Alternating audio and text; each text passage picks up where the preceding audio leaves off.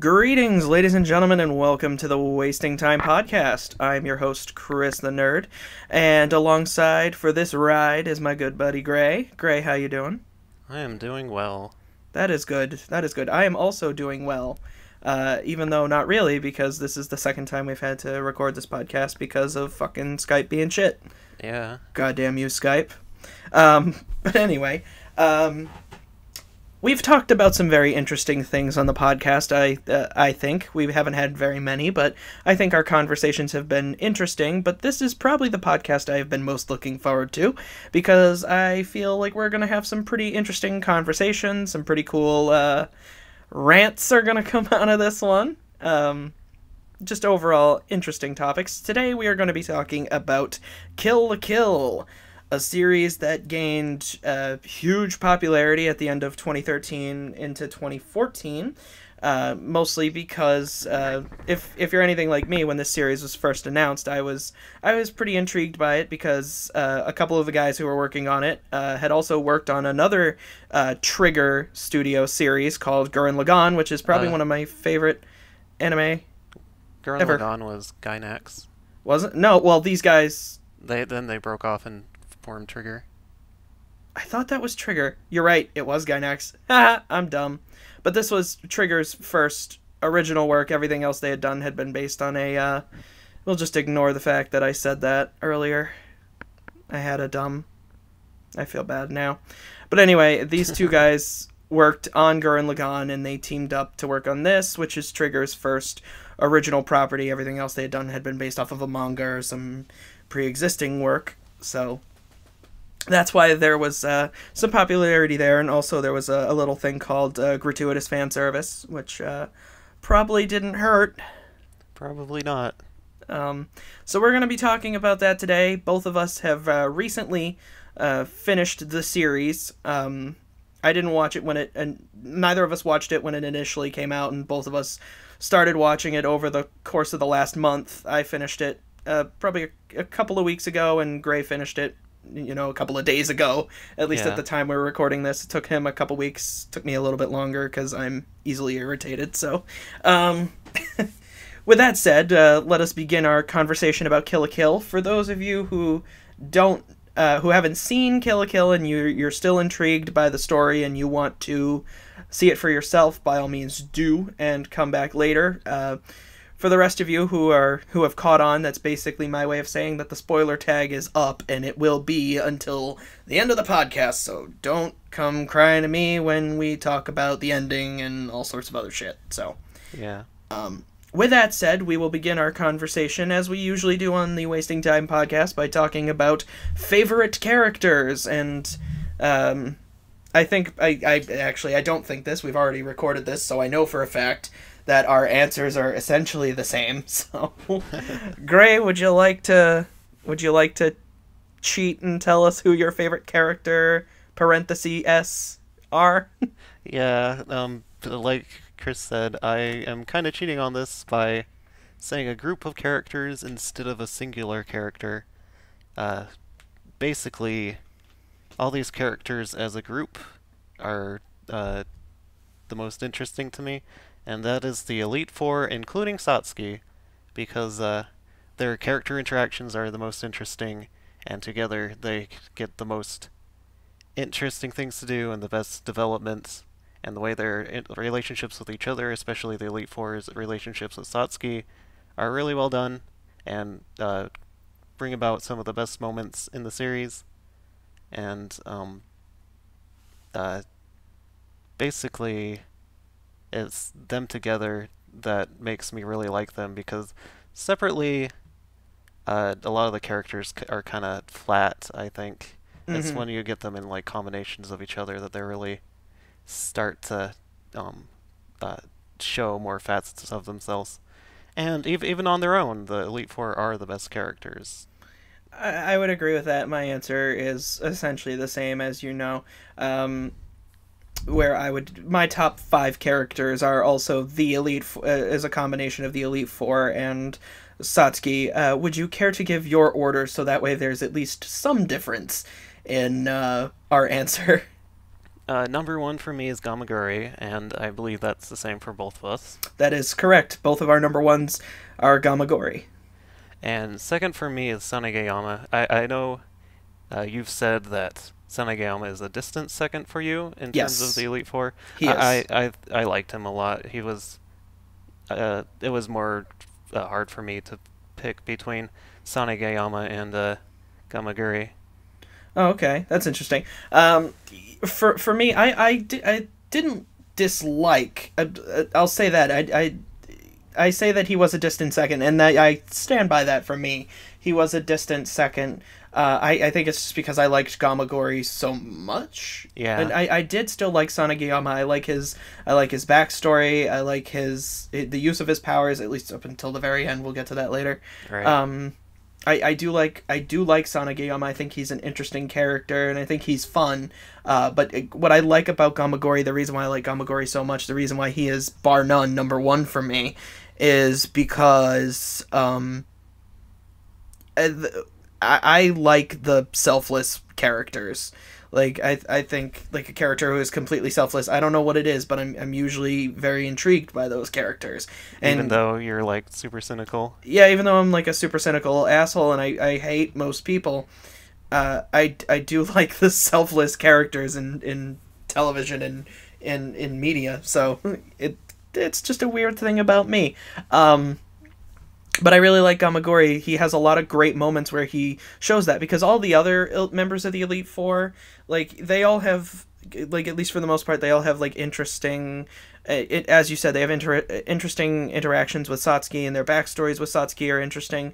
But what really puts Gamagori over for me is that all of those Elite Four members, not that they don't care about the Academy, but not to the extent that Gamagori does. Gamagori is probably the only one who you would feasibly think has like the students of the Academy's back. Like, he would go out of his way to protect them, where the others wouldn't go out of their way for it, I don't think. Like, unless Satsuki told them to. Yeah, because Gamaguri, his number one concern is protecting Satsuki, but he'll also protect other people too. Exactly, like, because there's even a really great episode early on in the series where, and this is like right when Ryuko is introduced to everybody, and she's just like, her arrival on the scene is met with, where she says like, I will fight everybody to get to Satsuki. And, like, she immediately paints that target on herself, but she's a student of the Academy, so Gamagori helps her out at one point. So, like, I think that's why I really like him. He has a lot of great moments. For me, the actual difficult choice was the slots number 3 and 4, because, like, as you said, like, number 1 and 2 are both the same for us, but our 3 and 4 are actually different. Mine is I chose Jakazure as number 3 and Satsuki as number 4. Right, and for me it's the other way around. Right. Satsuki is my number 3 and Jakazure is my number 4. Right, and the reason why it was difficult for me is this isn't really a huge deal. It's just to show you, just like, to talk about like the minimum distance between Jakazure and Satsuki for me on this little ranking that I have. It's a really minor thing that bugged me later in the series. I still really like Satsuki. I think she's a fun character. But it's revealed that she was planning a coup d'etat the entire time against her mother, and that every single thing she's done has been like meticulously planned and all that. But with that, it brings up a lot of like really kind of like a lot of contradictions. Like, well, if this was your plan all along, why did you do this? Why did you do that? That doesn't make any sense. Like, you've just made things more difficult for you, and you're just saying, well, I knew all along, blah blah blah. It's just an excuse, and I didn't think it was a very good one. And that's really it. So it's a really minor thing, but that's what it is. And as for me, I knew about that twist coming into it, so the blow was softened for me a bit. Sure. And I was able to enjoy like the stuff of her character that worked, because I wasn't distracted by that. By the plot hole. But that leads to number 5, which is again the same for both of us, and that's poor Inamuta, who, oh god, he doesn't get to do shit. Yeah, out of the Elite Four, like, we've already said that they have like interesting interactions with each other and different quirks to them. Yeah. Inamuta definitely has the least because he's relegated to mostly exposition and like planning, and so Yeah. he never really does that much. Right, and there's even like we mentioned briefly the backstories that each of these characters have with Satsuki. You know, it's revealed that Shikazure was childhood friends with Satsuki. Sanagiyama and Gamagori both fought against Satsuki when they were younger, and then she defeated them, and they kind of saw things her way, and then they became friends. But then Inamuta is just a guy who was hacking into, you know, like the Kiryuin estate, I think is what he was he was hacking Their into company's stocks. yeah, is what he was hacking hacking into their stocks, that's right. And Satsuki finds him and is just like, hey, you're a pretty good hacker, you want to join my crew? And he's just like, all right, sure, why not? Yeah, and there's even a part later where Satsuki's mother, Ragio, Mm-hmm. is talking to the Elite Four because she's meeting with them for the first time in a long time. Yeah. And she's like has little snippets of dialogue with each of them.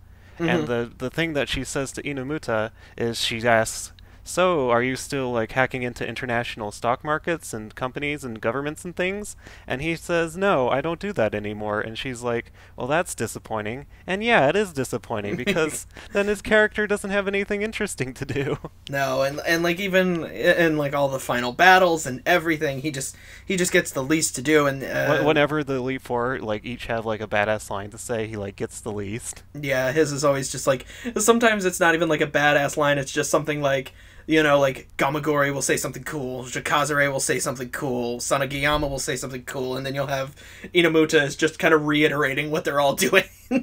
Yeah, there's another specific one that I remember. Like they each get a badass line, and like they're all like doing like a combination attack, and they each say a badass line afterwards. Yeah. And then for Inamuta, instead of him saying anything, one of the other characters is like, "Nice going, Inamuta." Yeah, or he'll say something like, data, I'm getting so much data. It's He like, doesn't even do that most of the time. no, he only does that really in his fight with, after his fight with, after everybody has their fights with, Ryoko at the, it's not, is it the Naturals election? Yeah. Yeah, after they all have their fights with Ryoko, and then he has, like, some fun little quips. Like, again, it's, like, the reason why the Elite Four is so great. Like, when they're together as, like, a unit and they're talking to each other, that's when they're at their most fun. But, yeah, you know, it's funny, you know, like I said earlier, that Gamagori being a distant first from the second place Sanagiyama, well, Inamuta's kind of, like, a distant fifth from fourth place Satsuki, so... Yeah, definitely. But even that, he's still way above everybody else. So this is where now we're gonna get into the controversial part of the podcast. to the controversy. This will either make us a lot of friends who are like, yeah, good point. Like, I see what you're saying. Good job. Or people are like, fuck you guys. I don't know what you're talking about. Sons of bitches. Or it will make Skype cut out again. Yes, this is around the time we got to on our last attempt to record this podcast, and maybe Skype really likes these characters that we're about to take massive shits on. So, we both got some rants ahead. I'm gonna go first because your rant is easily the more controversial. Even though I totally agree with it, but I hate these characters more. So, with that said, we're talking about our least favorite characters now. And I'm going to cheat as well, because we both already have cheated. Why not cheat some more? My least favorite characters is the entirety of Nudist Beach. I fucking hate these two. And it's really unfortunate, because... The two Nudist Beach members that are actually characters. Yeah, the rest of them are just kind of clones that hang out in the background and do jack. So, the thing that really bothers me about Nudist Beach is that it's a concept, like maybe to a lesser extent Nudist Beach itself, but more the two characters that are actually given character, that is Mikisugi and Tsumagu. They have some intrigue when they're first introduced, and on paper they sound like they would be decent, but the show does nothing with them, and essentially towards the end of the series it turns them into a joke, and not even a joke for the service of fan service. They're a joke. They're just a joke. They're two chumps that don't belong. And what kills me is, like, you take Mikisugi. When Mikisugi is introduced, he's Ryoko's homeroom teacher, and it's revealed that he is working for this rebel group, basically, called Nudist Beach. And they oppose the Kiryuin family and their evil empire of clothing that they have, because the show is very silly and over the top. Because who cares? That's not even the problem. We'll get into that later. Yeah. That's not a problem. But what I really like about Mikisugi, at least on a paper standpoint, is that he is a revolutionary who is trying to maintain his cover while working literally in the belly of the beast, working for the Kiryuin family as a teacher at this academy. So, like, I think that's, that kind of a character, that can lead to all sorts of interesting stories, but they never do anything with it. Like, nothing ever comes of that. In fact, there's only, like, maybe a couple of times where we really even see the fact that Mikisugi is a teacher at this academy, and then when he makes his reveal to the Kiryuins that, like, haha, I'm part of this rebel Nudist Beach, you're like, yeah, we know, fuck you, and then they blow him aside like chumps. Yeah. And then there's the other character, Sumagu, and when he's first introduced, it's like he's tearing through people, right? He's like facing like some of the minor club members at the academy, and he's just like taking on whole clubs right up on his own. He's taking whole clubs out by himself, and they're like, "Oh, who's this guy?" He's automatically like it's one of the most simple things in character development. If you give him a set of mystery, like, in 9 times out of 10, they're automatically interesting. You just got to keep it up, and they don't. So Sumagu is there, and he's tearing through these clubs like, ooh, this guy might be interesting. And then later, he's revealed to be part of Nudist Beach with Mikisugi, and then they're both just chumps for the rest of the series, because they're easily brushed aside by everybody. They don't do any damage to anybody. They don't matter. And when they fail, because if it was just a case of they get beaten by the bad guys, they get beaten by other guys, and you're just like, oh man, they realize, like, oh, we do not have the weaponry, we gotta come at this another way. Like, if that was the case, like, if they were just like, alright, we gotta change our tactics up, then maybe I wouldn't mind so much. But they don't do that. Instead, what they do is they get brushed aside like a couple of chumps, and they're like, well, shit, that didn't work, let's try it again. It's like the definition of insanity, like, expecting something to change. They're both crazy, and they're chumps, and it's just treated like a joke. Yeah. Like, they get defeated at the end by Ragyo, that she brushes them aside, and, like, we as the audience are supposed to be like, ha ha ha, it's a joke. No. Because they, like, built up, like, the importance of these characters early on. Right. Like, you just can't really do that.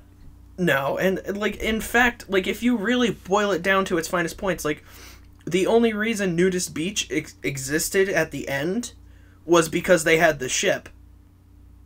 They had a boat. Nice boat. They had a nice boat. They had a nice boat. But that was it. That's all they had.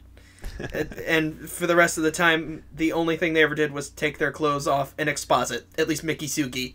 That was his whole thing. Yeah, and then Sumagu, like, they give him a tragic backstory, and they just, like, unceremoniously drop it in the middle of another episode, like, halfway through the series. Yeah. And then it never comes up again. Right. In fact, if you want a really good idea, like, I think, was it in the interim when we were talking about this, like, in between the Skype call crashing the first time in our re-record? I don't know if you said it in our previous recording, but we're going to say it again. Like, you reminded me, like, you said that, like, the whole, his sister was killed. I completely forgot. Yeah.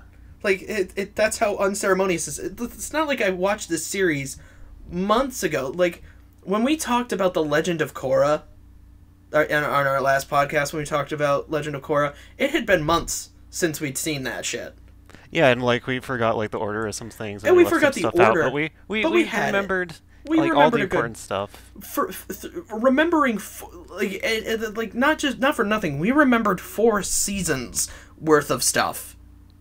This, Kill la Kill, is 24 episodes, and we both finished it a week ago. And something that would be a major revelation, that the reason why this guy is a rebel, the reason why he's part of Nudist Beach is because his sister was killed by who cares, you know, like that's something I shouldn't be saying who cares. Like, yeah, but the character doesn't matter, so but his the character backstory doesn't matter, so his exactly. And it's really bothersome that the show did that. So yeah. Those are... Especially after, like, building him up in the beginning so much. Yeah. And then, like, halfway through, there's a part where, like, it's a battle royale, three-way battle between Satsuki, Ryuko, and Nui, another antagonist introduced later. Yeah. And Sumigu is in the middle of it, trying to, like, just get a hit on, like, one of them. And he can't. And he can't. And he even says, like, oh, man, these girls are so powerful that I can't do anything. And yeah. that's the beginning of his chumpifying, basically. Yeah, that's when Nudist Beach essentially becomes chumps, because, yeah, he says that to Mikisugi, and he's just like, he's using these machine guns, and he's like, yeah, I couldn't land a hit on Nui, I couldn't affect Ryuko, I couldn't affect Satsuki. It's like, basically says to the guy, hey, I'm completely useless. And Mikisugi's like, oh, well, we'll go try it again. Yeah. Basically, is what ends up happening, because every time that they come in contact with Nudist Beach again, like whenever Sumagu's involved in any battle, he's using those same useless machine guns. They never change their tactics, and it's, just irritating. But that's my rant, and now it's like if people were upset with us before, going on the Nudist Beach rant, like, how dare you? Like, people, it was funny too, because I was at Anime Boston, and there was a ton of people wearing those Nudist Beach t-shirts, man, so they're popular, but I think you're about to tip these angry people over the edge with your rant, that I totally agree with, by the way, so... Oh, yeah. If you thought a Nudist Beach was, like, slaughtering a sacred cow, I'm gonna, like, just rip into not one of the fan-favorite characters, like, you brought this up before, but it's... The fan-favorite character. Yeah. The kind of character where people are like, she should have been the main character instead. Yeah, you said, like, you think that, you know, we're desecrating the sacred cow. Now we're just pissing in the holy water, so... Please, rant away. So, if you're familiar with the show, and if you're listening to this far, you probably are already familiar. You know who we're talking about. It's Mako. Mako. Yeah. And, like, the reason why I don't like Mako is because I just find her annoying. Mm-hmm. They do some fun gags with her every once in a while. Sure. But it's so much of her character is just the stupid comic relief character, and it's the same joke every time, where she's just so ridiculously stupid. Yeah. That like, how does she function? Yeah, exactly. And, and I said this, but, like, we're gonna say that a lot, but I said this before, but, like, you can have, and I think I've probably said this in other podcasts, probably when we were talking about Bolin. Yeah. You can have a stupid character. Like, it is not out of the realm of possibility to have a stupid character who you can like, and where it's not like, this guy's, his whole thing is just, he or she is only stupid. Like, I bring up a good example, I think, is Kuwabara from Yu Yu Hakusho. He is dumb. He is very stupid. He has no common sense. He's essentially a failure at school. You know, he has those parts to him, but there's more to his character, which is why at the end of the day, when you talk about Yu Yu Hakusho, you can, like, if you're saying, like, do you like or not like Kuwabara, you can say, yes, I do like Kuwabara, because there's more to him than just being stupid. Mako is just stupid all the time. Like, she is, like, the kind of person where, like, how dumb can you be? Because she's, and not even just, like, stupid in that she has no common sense. She is stupid in a way that is just it's almost impressive, because like, she doesn't know anything. She's uneducated, like, and it's not, she's not uneducated because, like, she's in, like, she doesn't go to school. She's in school. Like, yeah, like, it's to the point where, like, why is she in the same class as Ryuko? She should be, like, taking remedial courses or something. She should, and like, remedial English. Well, we say English, but Japanese, or yeah, like, there's a part where there's this newspaper character, and like, he's doing, like, a campaign against Satsuki, like, propaganda campaign against Satsuki, and he's handing out flyers, and Mako takes one of them, and she's reading it, but what she's saying is like nonsense. And Yeah. then she's like, "Oh, I don't really know what it's saying because I can't read kanji." Yeah. And it's like, you're in high school. Yeah, and then there's another one where and then this is like really disappointing. Like she's shown a map of that area of Japan. Yeah. And Kansai, I think it's called Kansai. is it called the Kansai? You know better than I.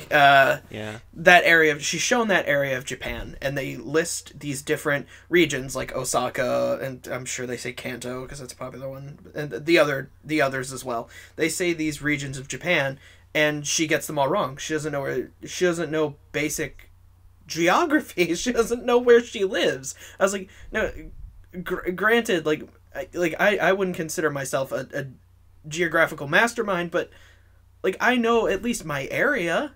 Like I could tell you where the New England states are and which they are. And you know like where the important like cities in America are. Yeah, like I could point out where Washington D.C. is. I could tell you where New York City is, Boston, Miami, even. Like there's Los Angeles. I could tell you where important cities are, and we're looking at a much bigger area that is the United States. Shit, I could probably name you some Canadian provinces too. And like I think we need to address this because like I'm sure a lot of people are going like, yeah, that's like the joke. That's why she's funny, but in a show like this where it's not just a straight up comedy and there's more going on and there's like action and things, she needs more to do. Yeah, that's the question. I pose this to, like, I'm talking like we're gonna get a huge amount of viewers. I don't know this, but if we do happen to get a lot of viewers and you guys are angry because we don't like Mako, I implore you to answer this question. Outside of being the stupid comic relief, what does she have? What is she's her... Ryuko's friend. Yeah, sure, Ryuko's friend. And that's all you get. She's her friend, and she's the dumb comic relief. Give me anything else. And like they try to do like this thing where like Mako is like Ryuko's like emotional anchor, but when everything she's saying, like all of her cheerleading and friendship speeches, and like things that are supposed to be meaningful that she says, it's all gibberish. It's babble. So much nonsense. Like they have these recurring gags where she'll like it'll go like hallelujah, and there'll be like a spotlight on her, and she'll be like going from pose to pose and like doing these weird charades, and she'll be talking about what's going on, or she'll like be trying to like cheer Ryuko up or something, but everything she's saying is complete like nonsense, and like it's supposed to be funny, I guess, but it's just irritating. It is. It is completely irritating because it's just, and it doesn't help that she's got like one of those really high pitched voices that when you hear it, when you hear it saying the same thing like, over and over, like I think it's fair to say neither of us are really up on Japanese, but when you hear that repetition over and over in that high pitch shriek that Mako has, that you can't, I just, it's terrible every time she talks. Yeah. Like there's just one where she just says Ryuko's name over and over. She goes, Ryuko-chan, Ryuko-chan, Ryuko-chan. I'm just like, oh god, just stop talking. And like I'm gonna like skip to the end because I think this is important about Mako's character. Go ahead. That happens at the very end of the series. Mako basically tells Ryuko, after this is over, like let's go on a date together. Yeah. And when you first told me about that, I could kind of see it because I was still early in the series and I didn't understand like just how like badly built up that was, because like from where I was at the beginning of the series I could see it developing that direction, but it doesn't go far enough for it to make sense. Like the way she says it and the way it's handled, it's like an afterthought. Yeah, it's like an afterthought, and not just that, it's like it's not like her friendship with Ryuko is special, because she acts that way towards everybody she meets. Yeah. Like, I mean, yeah, the way she acts towards Ryuko is the exact same way. Like, I'm pretty sure she has a conversation with Inamuta and Gamagori and, like, other members of the Elite Four, where she speaks to them in the exact same manner. So when you try to bring up that, like, Mako's, relationship with Ryuko might be what makes her, like, stand out as a character, no, because, that's just the way there's nothing special about that relationship because that's the way she treats every character. Yeah, she's just overly friendly to everybody. That's her whole thing. And like you mentioned that date thing, yeah. Fucking out of left field, totally. We talked about when again bringing up our Korra podcast again. We talked about at the end of that one there was a similar moment where there was a two character. We'll just for the sake of funniness, we'll just say went on a date. That moment happened there with Korra and Asami, and the difference is that was they built to that, that made sense. They had to keep it low key because of like the studio heads, sure, but there were still like enough hints there that it was a gradual build up towards that. Right, and like in an anime where you have like a lot more freedom to get away with that kind of stuff because of the cultural differences. Yeah, like there's a scene where Ryuko just kisses Nui for no reason, and it's like, yeah, I don't buy that. Like, what a weird they couldn't weird do sequence. More with. Yeah, it's really weird. But that was like, such a weird sequence. Oh god, we'll get to there's that. a lot of weird sequences that we'll get to, but that just shows that there's like they could have done more with the Mako Ryuko relationship where it made more sense. Yeah, but they didn't. Yeah, no, they didn't, and fuck the rest of the Monkanshoku family too. Like they suck. Yeah, especially like the brother whose entire joke is that he's a pervert. Yeah, it's funny because he's like 5. It's funny.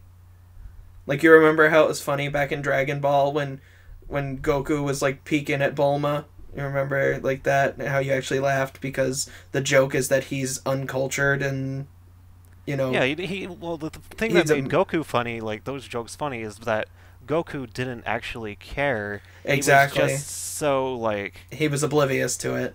Yeah, that he like just ended up doing like perverted things on accident. Yeah, and then you've got Mataro Monkanshoku, who is just a 5-year-old pervert. Yeah, he's just the pervert character, but he's a little kid, but it's okay. Yeah, it's okay. It's satire. It's okay because he's a little kid, and little kids can get away with that, I guess.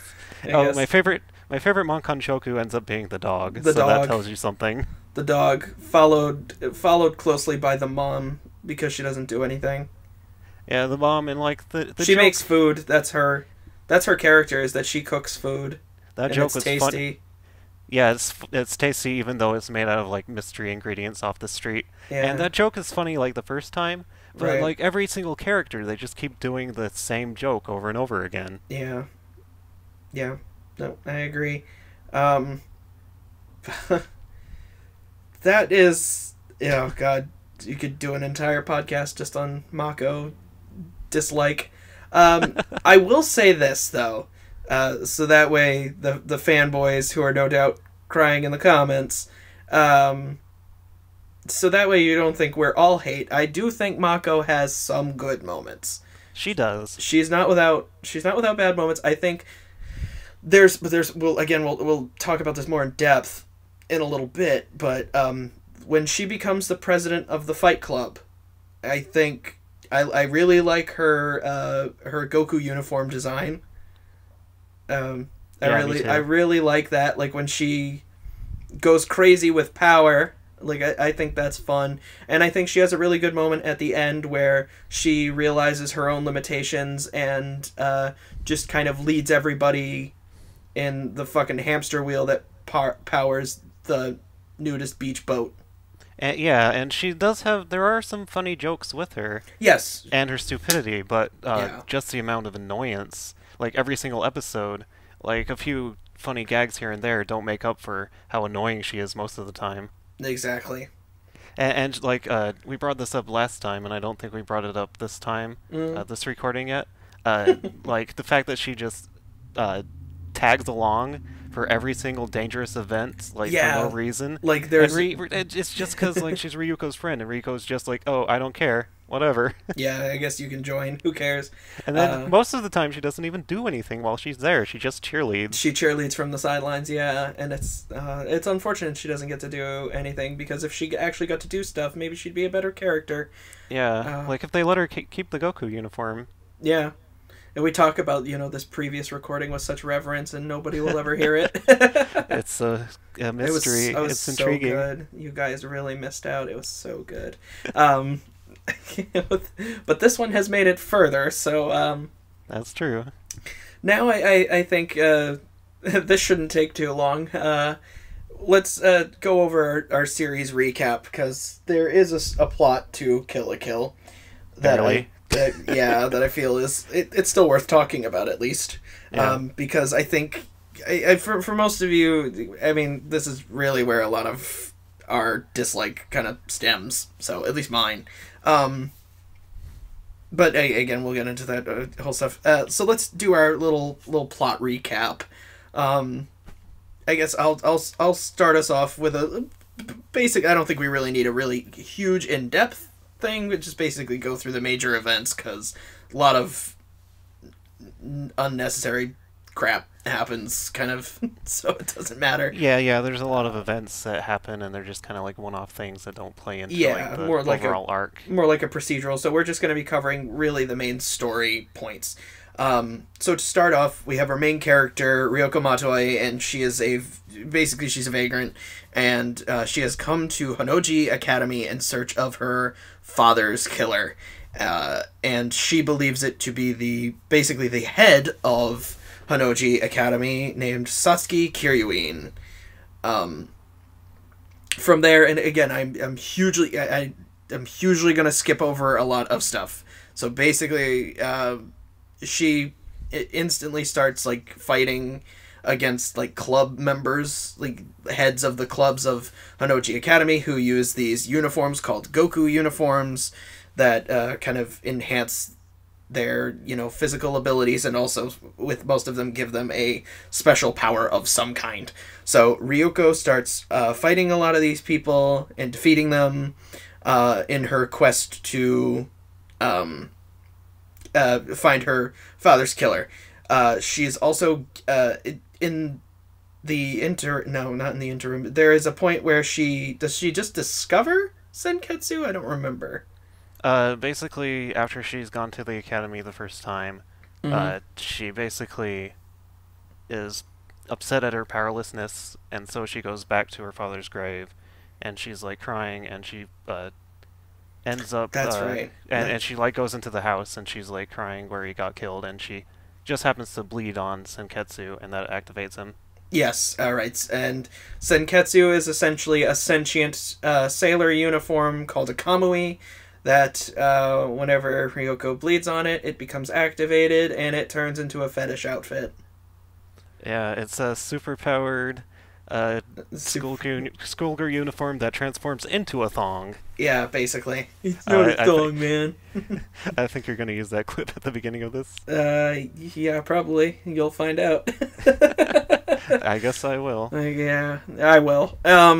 And now you know that I've done that in the past. Anyway, so now she has Senketsu, this super-powered fighting robot. No, I'm just kidding, it's not a robot. It's a piece of clothing, and it makes her more powerful, and so she starts fighting these guys again, and so Satsuki sets up this thing called the Natural's Election. She also, Ryuko also has the Scissor Blade, which... Oh, yeah, that's right. See, like I told you, I was skipping over a whole bunch of shit. Yeah, it's a weapon that her father developed, and it's composed of two blades, but one of the blades was taken by her father's killer. Yes, and half of the blade was taken by her father's killer, and the other part of the scissor blade, the thing that it can do is it can cut through this thing called life fibers, which is what these Goku uniforms created by Honnouji Academy. It can cut through those things, as life fibers are woven into the fabric, and it can cut those. So Satsuki sets up a tournament of sorts called the Natural's Election, basically where Ryoko has to fight her way to the top. So she has to fight through all of the Elite Four, and then if she can beat all of them, then she gets a shot against Satsuki.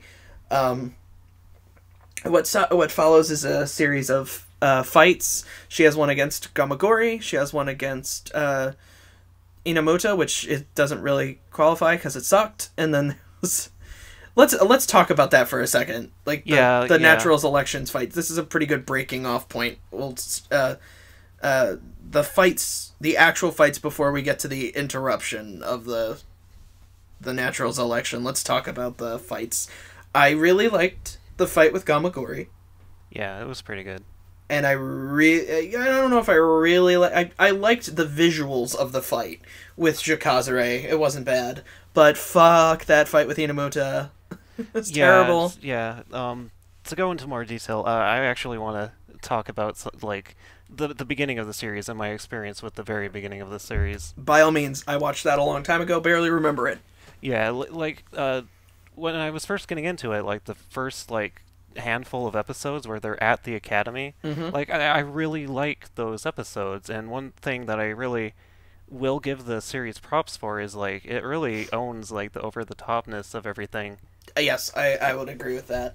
And I really wish that they had stayed with the over the top high school thing, because going into it, that was like my favorite aspect of it. Like the fact that the disciplinary committee were like jackbooted thugs, and like the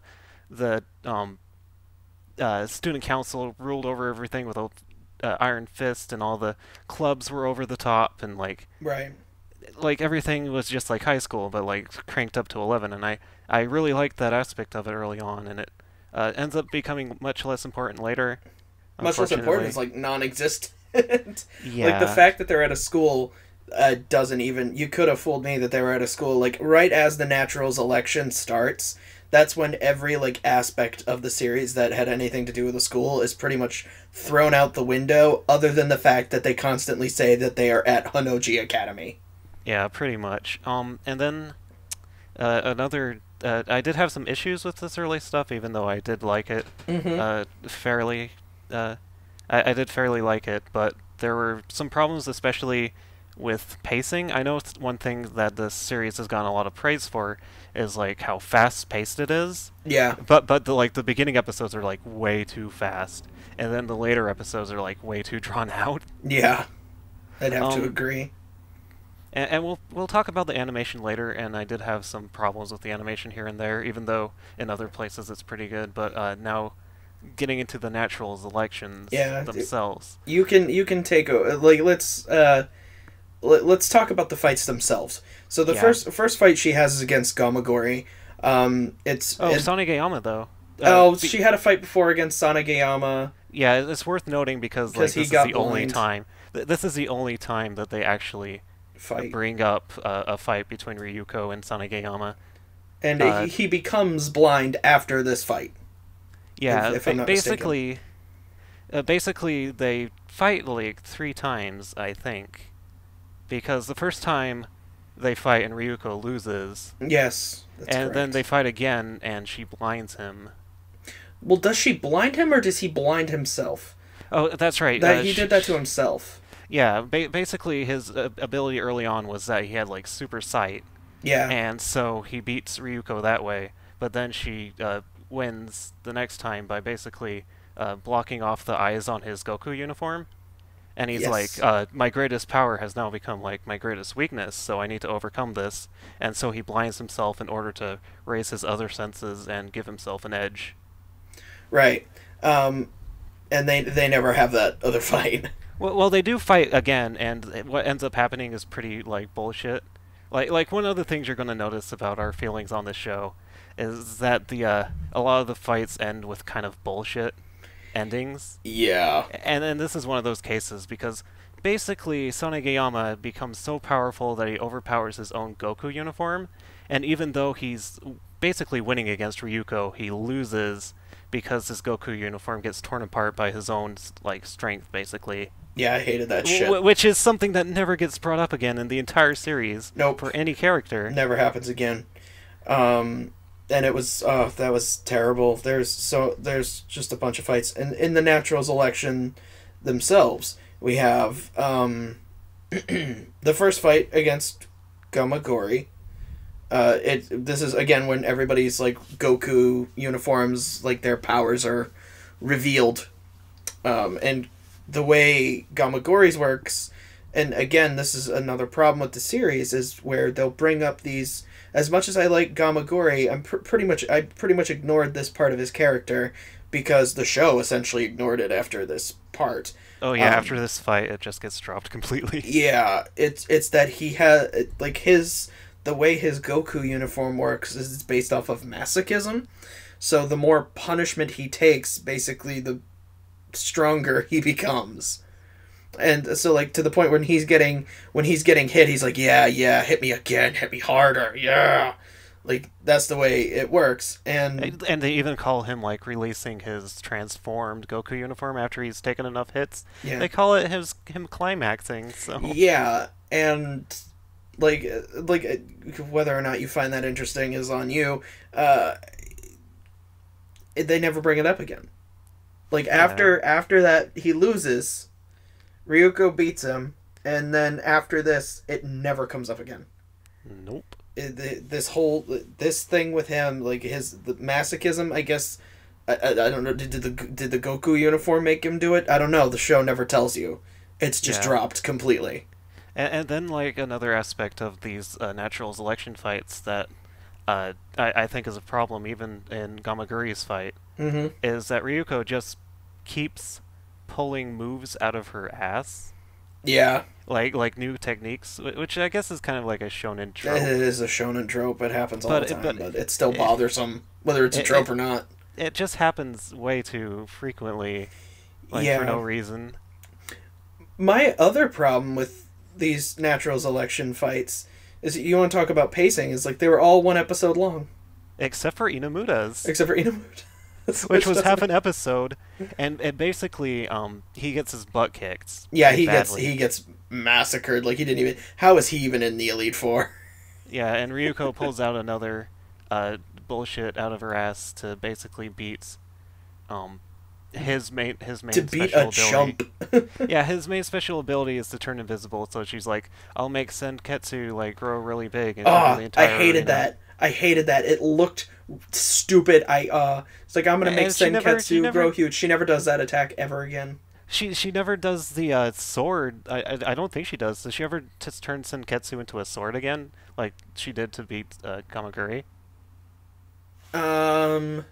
She does the thing where she gets like spikes all over him, but I don't think she ever again turns him just into a sword. Yeah, because she's usually got the scissor blade instead. Yeah, why didn't she just use a scissor blade? I don't know. She lost it. It got, That's like, right. It got knocked out. That's right. Yeah, that thing with Inamuta, which is, I'll make Senketsu cover the entire battlefield. Yeah, and then Inamuta is getting beaten really badly, so he forfeits. He forfeits. He's like, I've got all the data I need. Which is like one of the few times they do something interesting with that character aspect of him. But the sucky thing is that fight is only half an episode long. Yeah, and then you've got all the other ones last 1 episode, and his is just... Well, I guess, no, Jakazure's is like an episode and a half. Is an episode and a half. Which is good, because I think they have the best fight, at least visually. They have the best fight. It was a visually cool moment, and like... Yeah. The technique that Ryuko gets, she actually uses again in the future. So, yeah, the jetpack turning the skirt into rocket boosters. Again, series completely over the top. Don't have a problem with it being over the top. I have a problem with the really unfortunate pacing and not very good writing. But yes, that leads to the final fight, or we thought, of the natural selection, which would be the long-awaited, which probably would have been a very interesting rematch between Sanagayama and Ryuko, who Ryoko's basically at her full power, and now that Sanagayama's he's blind now, and it's finally time for him to put that to the test, and it doesn't happen. Yeah, because instead we're introduced to, like, just out of nowhere, Nui Harime. Yeah. Who is the tailor for Satsuki's mother's company, basically. Yep. And she just has been watching the natural selection, so she just steps in and she's like, "Hey, I'm gonna fight you now instead." And then, like, almost immediately after that, she's like, "I killed your dad!" And she pulls out the other half of the scissor blade. Yep. No build-up. Just, oh yeah, I killed your dad. See? Here's my proof. And then Sanagayama just fucking wrecks him like a chump. Yeah, he gets pretty chump wrecked. He gets chump wrecked, and you can take over this part. Oh, jeez. Hey, I gotta remember what actually happens. then I'll start. No, and no, I can do it. Okay. I can handle it. Basically, Harime takes out Sanagayama and basically the entire Elite Four, and then she's like, "I want to fight you, Ryuko." So Ryuko starts fighting her, and Ryuko is basically so angry about the revelation that Nui killed her father that she like hulks out, and Senketsu starts taking her over. And this is the part where Sumigu is completely useless because he's like, I need to like use this special clothes destroying bullet to shoot Senketsu off of Ryuko, but he can't do it. And it basically turns into a three-way battle where Satsuki is trying to get in between Nui and Ryuko is hulking out, and Nui is just toying with both of them. Yeah. And what ends up happening in the end is that Ryuko gets calmed down by Mako, basically, and like she realizes to let go of her rage, and she's able to undo the Hulkness. Yeah. She stops turning into a clothing monster. Yeah.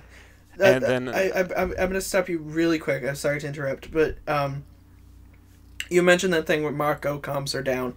There's a joke here. I'm curious. I don't remember your thoughts on it, but there's a joke here when she pulls the clothing. This is where isn't this where she rips like the clothing monster off of Ryuko, and it burns her because the blood is boiling. Yeah, I did not get that joke at all. So it made no sense. So she rips the clothing monster off of Ryuko, and the reason why and so Mako gets burnt all over. She gets like third-degree burns all over her body for doing this, because Ryuko's blood was literally boiling at the revelation that Nui killed her father, and that's why she turned into a crazy clothing monster, because Senketsu was drinking up the boiling blood and it made him crazy. So blah blah blah. But Mako's reaction is, "I've got a tan." Yeah. An all-over tan. It was a really weird gag, and I remember I was watching it while talking to you at the time, and I was like, I don't get this at all. What just happened? Yeah, just curious, because, I thought that was a stupid fuck joke, so... Yeah, it was really strange. But anyways, what ends up happening is Ryuko gets the clothing monster ripped off of her, and Satsuki basically says to Harime, "I banish you from the academy. You're banned from ever coming back here again. Yep. So go away." And she goes, "As if..."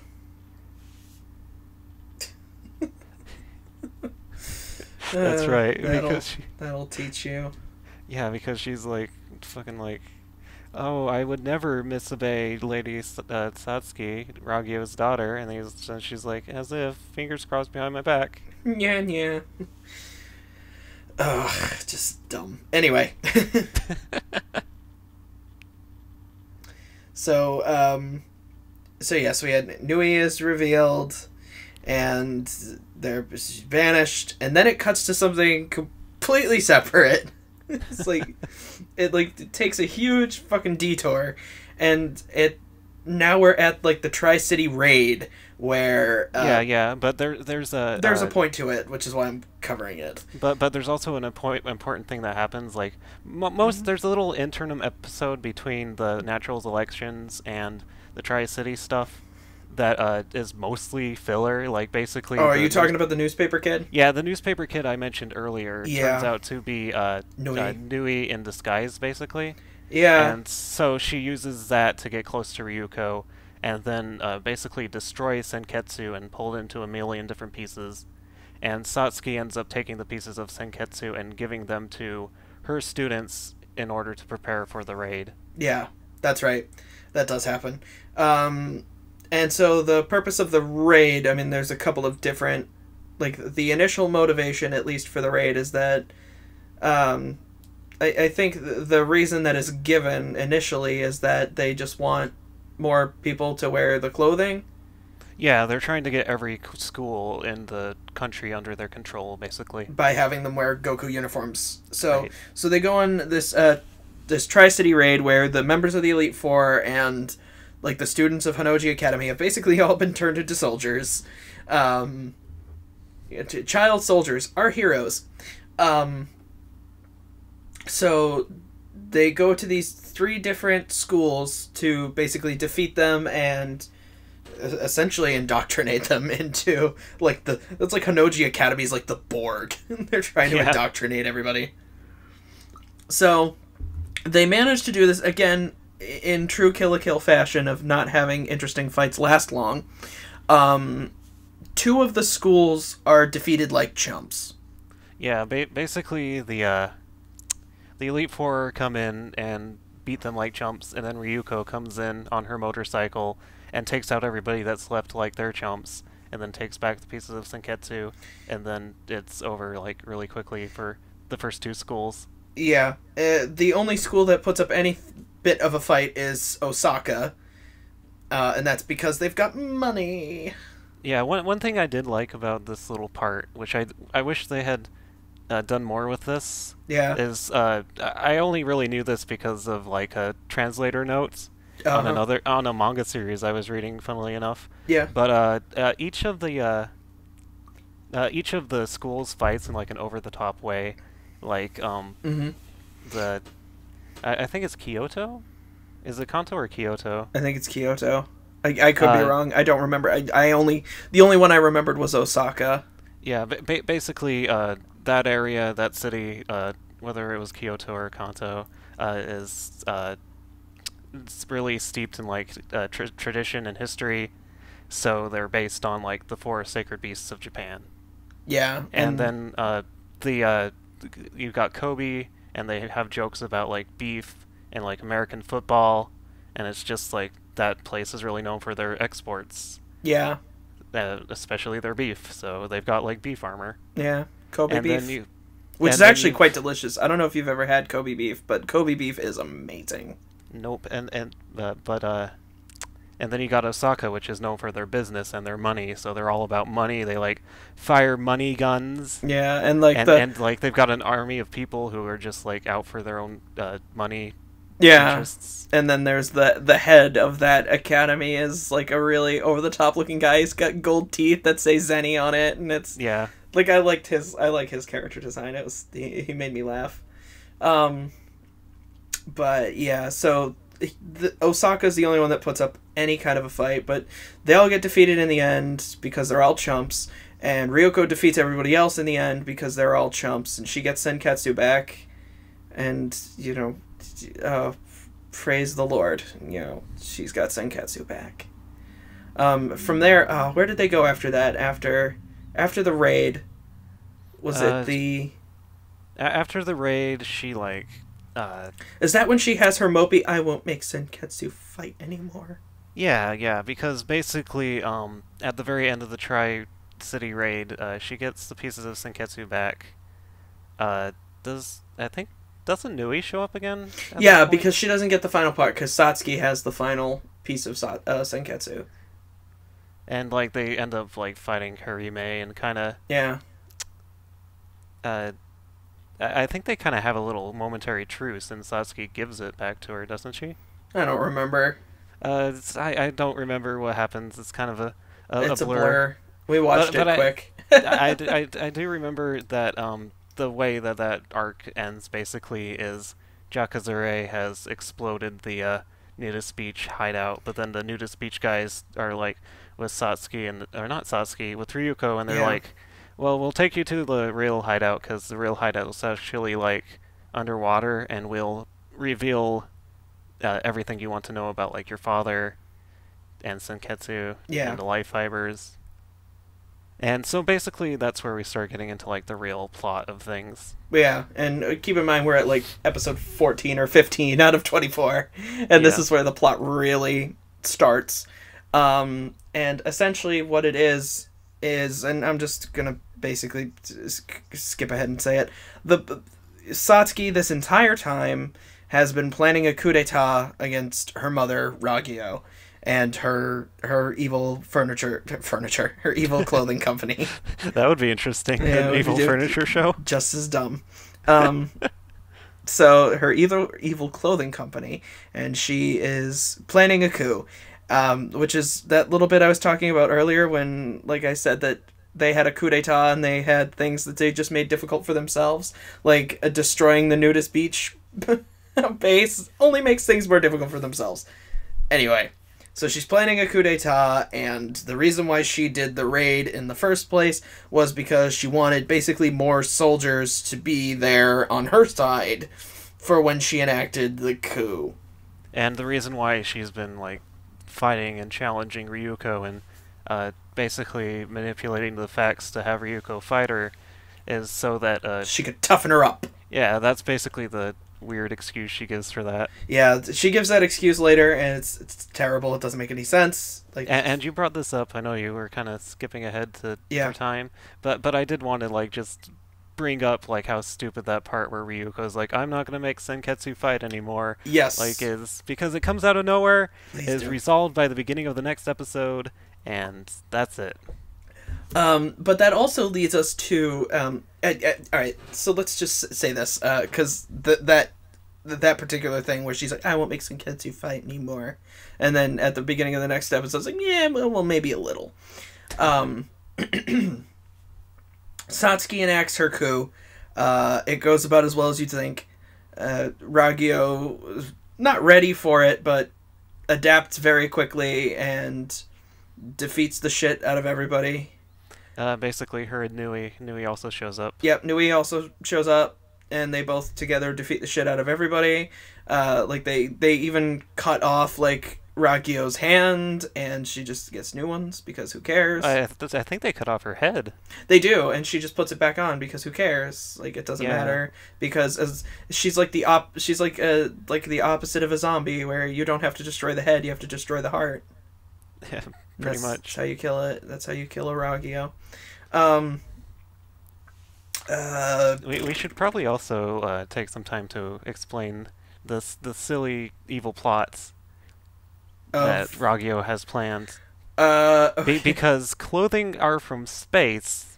Yeah, clothing are aliens. Life fibers are ancient aliens that came to Earth a long time ago and introduced clothing to humankind, like the tradition of wearing clothing, because humans are the only species on the planet that wear clothing, so it's the work of aliens. And basically, Ragyo has at one point in the past located the original life fiber, which was the originator of all the other life fibers that crashed on Earth. Yep. And it's revealed to her like the secrets of the life fibers and everything.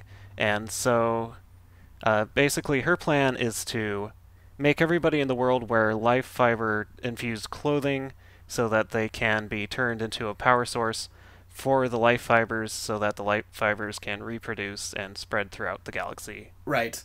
I get a feeling that the people who worked on Kill la Kill really liked that one episode of Jimmy Neutron, the Night of the Living Evil Pants. Pants? With the evil pants. I think they had more than one episode with the evil pants. Yeah, the creators of Kill la Kill liked all of them. It's like, we shall make a goofy magical girl anime about that. Oh, I'm sure that was their thinking. And another important thing that comes out of the attempted coup is the revelation that Ragyo is Satsuki and Ryuko's mother. Yeah. And Ryuko's father was both of their fathers. Yes. Well. It turns out that the man we thought was Isshin Matoi was actually whoever the fuck Kiryuin. Yeah. Oh, surprise. Not that it even matters. They could have just said... They could have just said that, like, they kept their own family names. Yeah. So yeah, those are the important things that come out of the coup. I think it's at this point Satsuki is captured, and Ryuko is defeated, and she leaves. Basically, the city has all of Japan has been destroyed because Ragyo has gotten enough energy from the the event where the coup happened was this big event where she got a bunch of people to wear life fibers, and a lot of people got like abducted by the clothing. That's right, and they get turned into energy. So right. she's got an army of like floating clothes monsters now. And they're basically sacking Japan and like taking over everything. And right. the Elite Four and Nudist Beach are working together in order to try to fight back. Right, and this was the thing Ryuko I wanted... is just kind of missing, and yeah. Senketsu is with the Nudist Beach people. Right, and this was the thing that I wanted to talk about earlier, the Elite Four and Nudist Beach working together, because it is revealed... Actually, I think it's later that it's revealed, but I want to talk about it now. Miki Sugi says to whoever, like, if you guys were planning a coup the entire time, why didn't you work with us? Yeah. And I think it was probably just so they wouldn't offend him, like they were trying to be nice. They was like, why would we work with you? You guys are fucking terrible. You guys suck. Instead, what they say is, oh, well, the more people who know about a coup, the more likely it is that the word will get out, and we didn't want that. And it's like, but why did you destroy their base? It doesn't answer their... That's a pretty gaping question that you're leaving unanswered. Oh. You know, why destroy their base unnecessarily then? Yeah, it was very silly. Like, the only thing I can think of is, like, maybe she knew that their real base was underground, but that's stupid. That would be dumb. How would she even know? Yeah, like, I'm okay with allowing some characters to say, I knew all along, but to be basically, you know, to have fucking that level of ESP is ridiculous. Yeah, and Ryuko shows up again, like, in less than an episode. She reappears after being gone not very long. Right. And she's, like, super pissed off, and she's just taking out these clothing monsters left and right. And, like, Mako tries to take Senketsu back to her, and Ryuko's just like, no, I don't want to wear Senketsu ever again. Because I'm another thing that they reveal after the coup, Ragyo tells Ryuko that basically she's fused with life fibers, so she's half life fiber as well. Yeah. And basically they she says that I'm a monster and Senketsu is a monster, and we're the same kind of monster, and we shouldn't be fighting these monsters that are the same as us. So it's pretty stupid. I didn't really buy it as a reason to get her out of Senketsu. Basically, it's just so there can be a swap.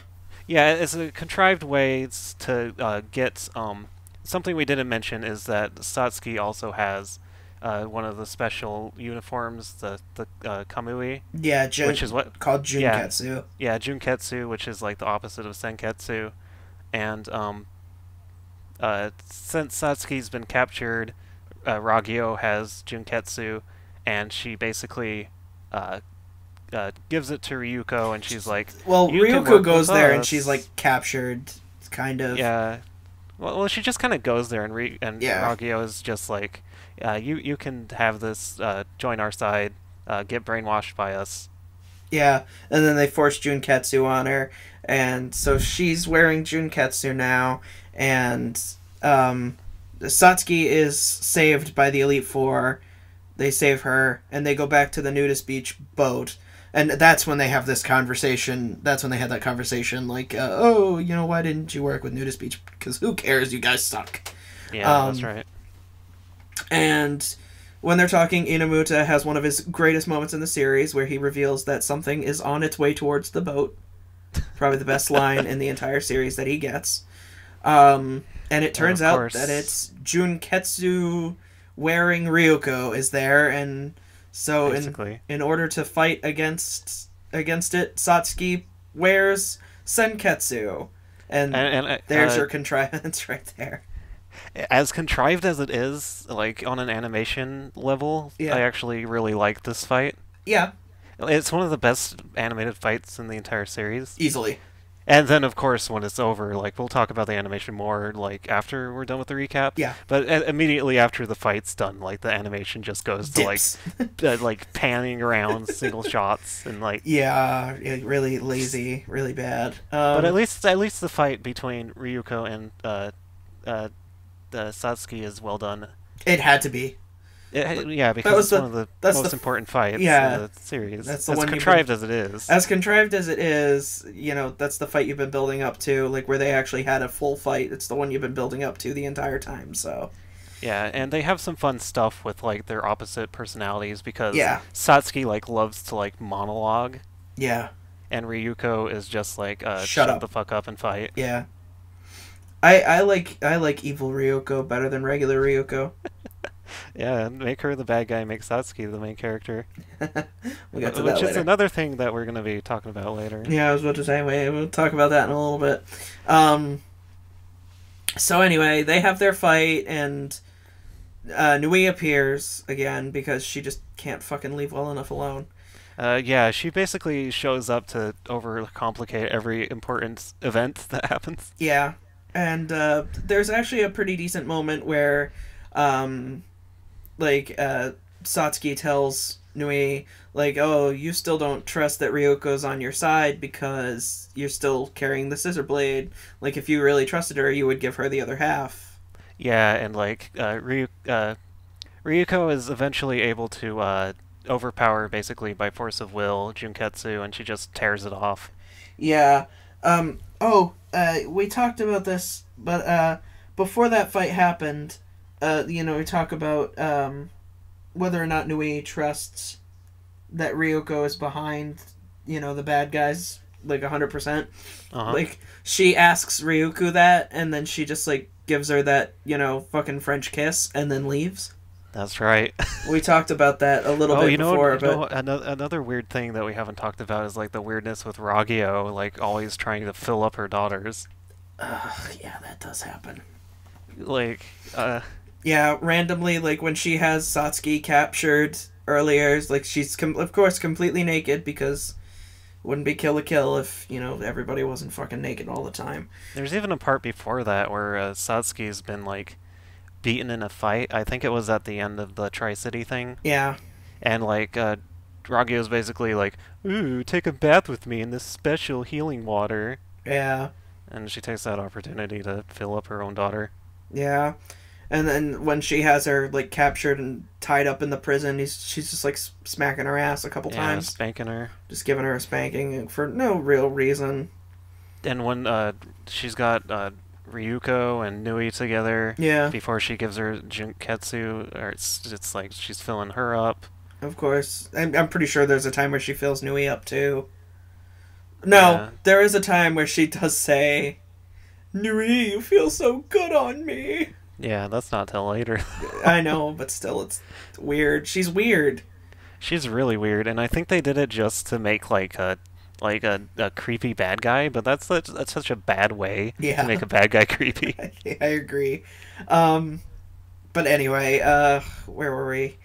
Yes, the feeling up, the dumb French kiss that goes nowhere. We were talking about we the were very talking about- end of the fight between Yeah, Satsuki and Ryuko. yeah, we talked about that. Nui appears And- to complicate everything.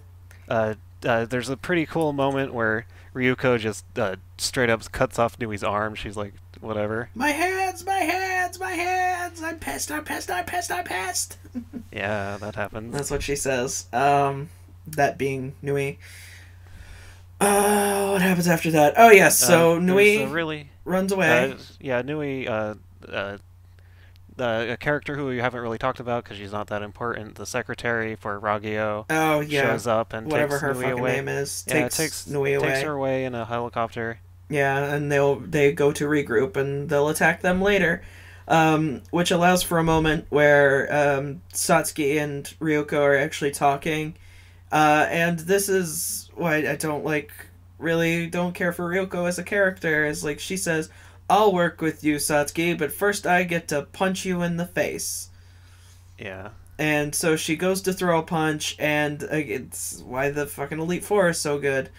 She throws the punch, but Gamagori stands in the way of the punch, and he's just like, Ryuko's like, what the hell? And she goes for another punch, and then Sanagiyama stands in the way of it. And she's like, what the hell's wrong with you people? And they're like, how dare you, even attempt to try and punch Satsuki with that weak punch.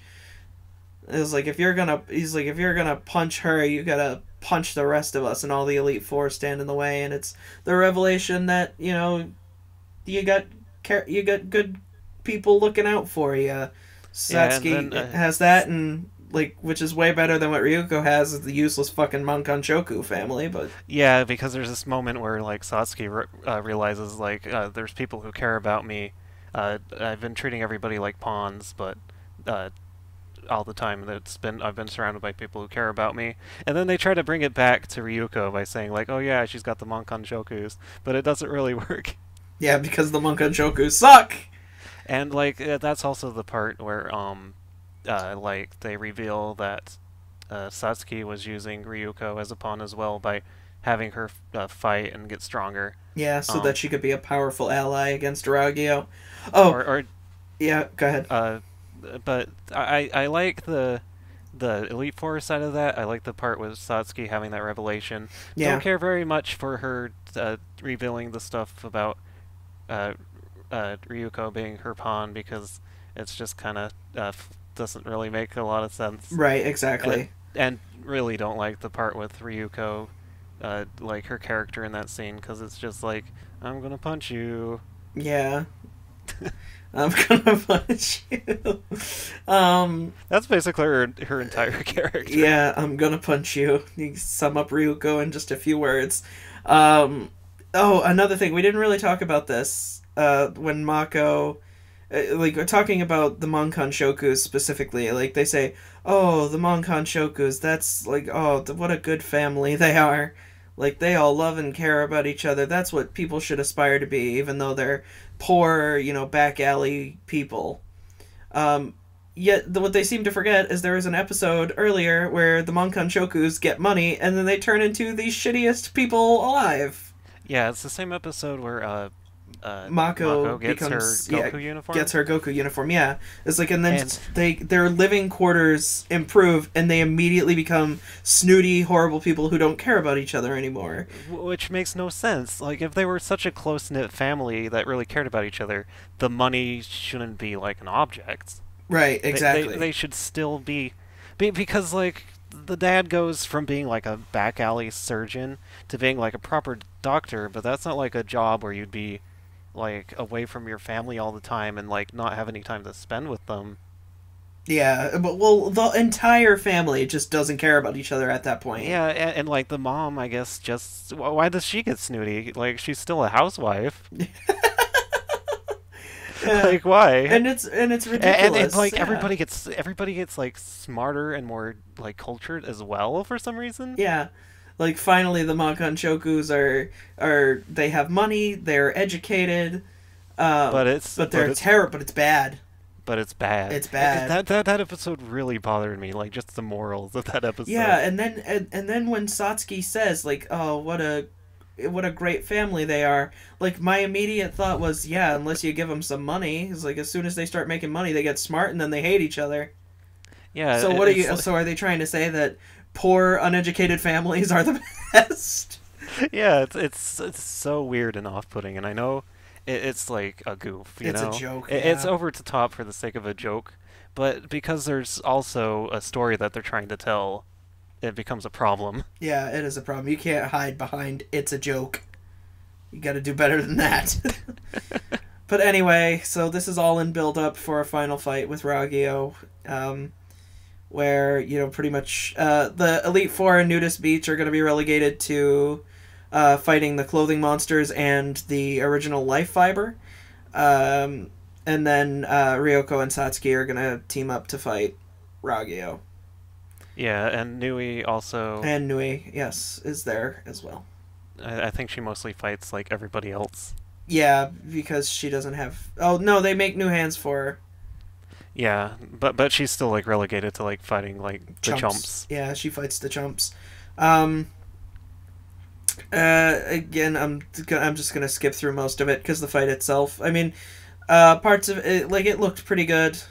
There's that good part with Mako. It is some of the best animation in the series. Best animation in the series. There's a really good part with Mako where she realizes her limitations and she actually fights some of the clothing monsters at first. She does, because the Elite Four don't have new Goku uniforms yet. The tailor for Satsuki hasn't finished them, so she so she fights as best she can while that happens, and then it does. They get their new Goku uniforms, and they start to fight the clothing monsters. And at her limits, Mako gets aboard, goes like into the bowels of the ship, and like using the hamster wheel that runs the ship with all the other club members that we had met like throughout the series. They all run on the hamster wheel together to keep the boat going. Yeah. And Nice after that,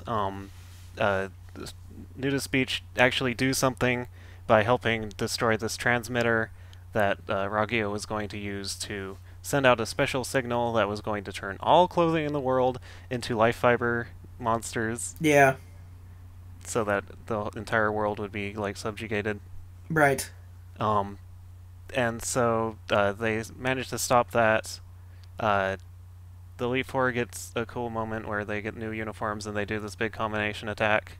Yeah. And after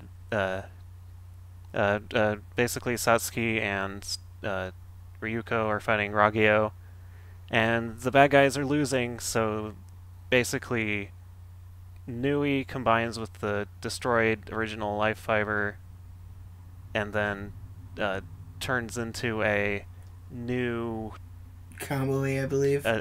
Yeah. Well, she had made the new Kamui. Yeah, and I think she just kind of merges with it. Yeah, she merges with it to complete it. Yeah. Like they build it up a little bit, but I didn't think, like, they mention it once, like, oh, Ragio's working on a new Kamui. Yeah. And then Ragio wears it, and they have orgasms into space. She orgasms into space. Yeah, she's like, you feel so good on me, Nui. Yeah. And she orgasms into the stars. Yeah, and Ryuko follows. Basically, she's going to, like, because the transmitter is destroyed, she's going to do it manually. Send the signal manually from a satellite. She just travels via orgasm. So Ryuko gathers up life fibers from all of her friends. Yep. Uniforms. Yep, and then she heads up to fight Ragio. And then they get up in space and they have their final confrontation. And in most, like a lot of other series, I mean fights in this series, there's a really underwhelming end to the fight. Yep. There is. Like, it's like they're trading blows for a while, and it's pretty cool, and they're in space, and it's like, whoa, stars, space, woo. Like, you remember in Gurren Lagann when they just threw galaxies at each other? I actually haven't seen Gurren Lagann yet, so... Oh. So you don't remember that part? They throw galaxies at each other? I'm afraid I don't, but it sounds pretty cool. It's probably cooler than this. It is. Which, like I said, ends in kind of a lame way, at least I thought. The reason I brought that up is because, as you now know, there's a part where they fucking throw galaxies at each other, and it's goddamn amazing. And Kill la Kill, there's, like, a pan, a shot that pans over some galaxies that are in the background. Yeah. It's not the same. It sounds like the Gurren Lagann part is better. Yeah, significantly. What a shock. But speaking of things that aren't good,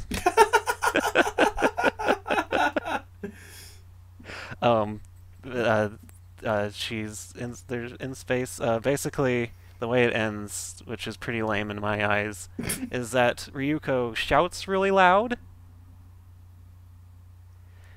Like, throughout this entire series, there's been this thing where they say, like, Senketsu and Ryuko are, like, have this bond where Ryuko's not fully human and not fully clothing, but she's going to bridge the gap between the two with Senketsu's help, and they're going to make humans and clothing able to live together. Right. And get along. And so, like, she's fighting Ragio, and, like, that's basically the thing, is, like, I'm gonna shout at all these clothing down on Earth to stop attacking humans, and they're just gonna listen to me, I guess. Yep, and they do. And then they just stop fighting. Yeah. And Ragio's like, well, I guess I lost. And then Ryuko's like, well, you can come back to Earth peacefully with me now, and Ragyo is just like, nope, no thanks. And she basically tears out her own heart and commits suicide, and she's like, sequel hook, there's more life fibers out there. Yeah, sequel hook, and oh look, my heart, it's the Kano fatality from Mortal Kombat 1. Only on Only myself. on myself. Yeah, it's Harakiri, like from fucking Mortal Kombat Deception. Anyway. So yeah, that happens, and then Ryuko starts to crash land back to Earth. She's traveling. She's burning up upon re-entry. Only she doesn't. Senketsu does instead, and she's all sad, like no. And then she continues to crash land back to Honnouji Academy, where everybody has removed their clothing because the clothing was evil. Remember. Yeah. So everybody is fucking naked as fuck. And there's just a big pile of naked people, and that's one of the last shots we see. Well, it doesn't just appear. The pile of nakedness didn't just appear. Ryuko crashes to Honnouji Academy, but she's caught by Satsuki. And everybody like gets behind and then her to everybody gets stop behind Satsuki to stop them from crashing more, I guess. Basically to stop the momentum. Yeah, stop the momentum, and this exhausts everybody that they're all passed out on a giant fucking pile of naked bodies. And that's how you end your series. And the end. Although there's one more shot. Oh yes, that's right. There's one more shot, and it's of Mikisugi and Sumago saying, "Oh yeah, those girls are going on a date, aren't they?" And then over the credits, they do show the date, but it's just like them hanging out. Yeah. And that was Kill la Kill. Yeah, That's kind of. Well. We should collect our thoughts and like give like an overall opinion before we go into some more specific aspects of it that we liked or didn't like. Yeah, I think that'd be a good idea. Let's do it this way. If you were to give a letter grade to Kill la Kill, what would you give it? I think I'd give it a C+ because I think there were enough moments in it that I liked, especially like early on, and I did like I can get behind how over the top it is. Yeah. But it just doesn't do anything special to make it much higher than average. Okay. And it does enough things like wrong. Like some things that we've already talked about, like the characters and the writing, but some things that we're going to get into later, and it just it's kind of a wash, you know? Enough for me to like it a little bit. Yeah. Enough to also make me kind of hate it. Yeah. If that makes any sense. Yeah. No, I get what you're saying. I would give Kill la Kill a C-, bordering on a D+. Yeah, I do think I liked it. You slightly more than you. I think you liked it a little bit more than I did, which is kind of interesting, and we'll get into that as well. There was a lot that bugged me with Kill la Kill. I found its story I found its story to be really poor in a lot of places. Like there were parts I liked, sure, but there's like a lot of like characters that I think are just poorly handled. I didn't care for the main character at all. The main secondary character annoyed the shit out of me. There were a bunch of other characters who were really poorly handled. The villain's motivation was cookie cutter, and the villain herself being weird and shit like that. Like I mean, I don't mind having a weird villain, but the stuff, the feeling up of her children is fucking just I don't get it. Like in a series that, you know, it's claiming to be completely over the top and really kind of lighthearted and silly, is to do something like that that's I don't know, that's a little too much, I think. There were some things that I did really like about it. Like I said, I really loved the Elite Four. I thought the music was fantastic. Like, God, how many times have I listened to fucking Blumenkranz? Oh yeah, and it's the same. Just for like the regular background music, it's like the same composer who did the Attack on Titan OST, Yeah, And they do he did all great. the like lyrical songs as well, except for the opening and the ending, I believe. Yeah, and what do you know? The opening and the Wh- endings are fucking the boring and weakest music in the but show. yeah, really not that great. The music's really good. It does a good job of like driving the action. Yes. Uh, Like, and I think Blumenkranz is such a good oh villain yeah, theme. Such a good villain it theme. just it gets into your head a lot of the themes, Yeah. That was the especially only... Blumenkratz. Yeah, Blumenkranz is so good. It's like, as much as I really didn't care for Ragio because of the whole fill up thing. Whenever she was on screen, I was happy because it meant I would get to hear Blumenkranz again. Oh yeah, I felt pretty much the same way. But yeah, there was pretty much my thoughts on that. As like it just at the end of the day, you know, I know a lot of people liked Kill la Kill. I just didn't feel the same way. I didn't really care for it. Yeah, like I said, I liked aspects of it. Yeah. But to go into some more specific things that we wanted to talk about, Mm-hmm. let's talk about the animation. Yes. Let's talk about the animation. You pointed out its flaws a lot more than I did. Not to say that I didn't notice it. I did, certainly. But the animation is really a fucking roller coaster. It's all over the place. Yeah, there's some parts that are extremely well animated. Right.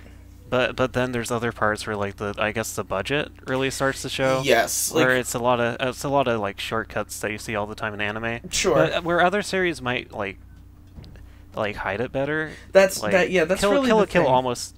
Kill la Kill almost doesn't even try. That's the thing that bugs me about it. Is I'm totally empathetic for budgetary constraints. Like, I know how it goes. There's a ton of series that run into budget problems. Like, again, this is the third time now we've brought up Legend of Korra, but its fourth season had all sorts of crazy budget problems. And yet they still had like amazing moments, like the mech. Like the mech at the end. Yeah, there was a ton of stuff they did at the end of that series that looked really good. There was only really in Legend of Korra, in spite of they had 13 episodes, in spite of the crazy budget constraints that they had, there was really only one instance where it was like noticeable, like, oh yeah, this is where that budget really struck them. Well, that and the recap episode. And the recap episode, right? So two instances where it was really apparent. But with Kill la Kill, like, there's all these scenes that are just still images with like action lines or just pans over still images, and it's or they'll use like the same like After Effects right, like or effects like over and over again, or like transformation sequences that get used reuse, over and over again. Reuse transformation sequences. There's this shit with like Mako, her Hallelujah segments that are just the same three poses. Yeah. Over and over again. Or like characters will move without actually animating. They'll just like budge them over. There's this really one like bad looking part during the Tri-City siege. Oh god, I know the one you're talking about. Yep. Where they're showing like a huge like throng of people breaking down a gate and storming into one of the schools, and it's just like a big gray lump. Yeah, just a big gray rectangle. Two rectangles like jockeying. Yeah, and it's just like a big rectangle that they just moved in like Flash or After Effects or whatever. But it's okay because it's a joke. No, it's not. It's like you know I understand like but I'm usually bugged by lazy. When it's lazy, that's when it bugs me, because like there's plenty of anime that have budgetary constraints and you can tell, and they try and hide that by doing different things, like to do just still images and really and to play it off as a joke is, I don't know, I didn't care for it. Me neither, but when it's well animated, it's great it's quite well animated. Yeah, so there's some fights that look really great, like the like we mentioned, the Shikazure fight. Yeah, or the Junketsu Ryuko versus Senketsu Satsuki. Satsuki. That was a good fight. Yeah. Like, there's good moments like that, or like the second to last episode is just like almost beginning to end, like really well animated, right? Where everybody's working together to fight Ragio. Yeah. No, I agree. Yeah, I definitely agree with that. My major problem with Kill la Kill and you know what I'm about to start, so Yeah. unless there's something else you want to, if there's anything else specific you wanted to talk about. We talked about the music. We talked about The story. fan service. Oh, yes, the fan service. Let's talk about that. Like, it's like the elephant in the room. It is the elephant in the room, and we haven't mentioned it yet, and we're going to talk about it now. The thing is, I'm very interested to see response to this, if we get response at all. Because I've seen a lot of Kill la Kill, not a lot of Kill la Kill detractors, but the people who, you know, whenever somebody does detract against something like this, like the immediate reaction from the fan is, oh, you're just a prude. You know, whenever people complain about fan service, oh, you're just a prude, there's nothing wrong with it. Who cares about fan service? It's like, I don't have, it's like, or like, I don't have a problem with fan service. Like, I totally get it from a cultural standpoint. I know it's there. Like, I do understand it. That doesn't mean I gotta like it. And here's the funny thing. It's like, hey man, what do you mean you don't like a little fan service? What's wrong with that? It's like, I'm into like real people. That's my thing. I don't need anime titties, you know? I don't need, like, and even the design of Senketsu and Junketsu, oh, physically impossible. I get it, but, like, there's so many times where it's just, and, like, you know, and there's the other thing, it's like, oh, the theme is that, you know, nudity equals freedom from clothing, and clothing is evil. We'll talk about that in a minute. Okay. Yeah, but this series is loaded with fan service, and it is over the top.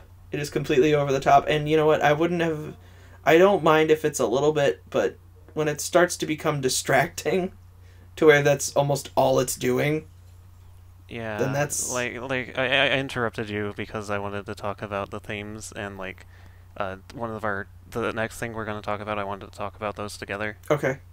But I do want to like give my 2 cents on the fan service issue. Please do.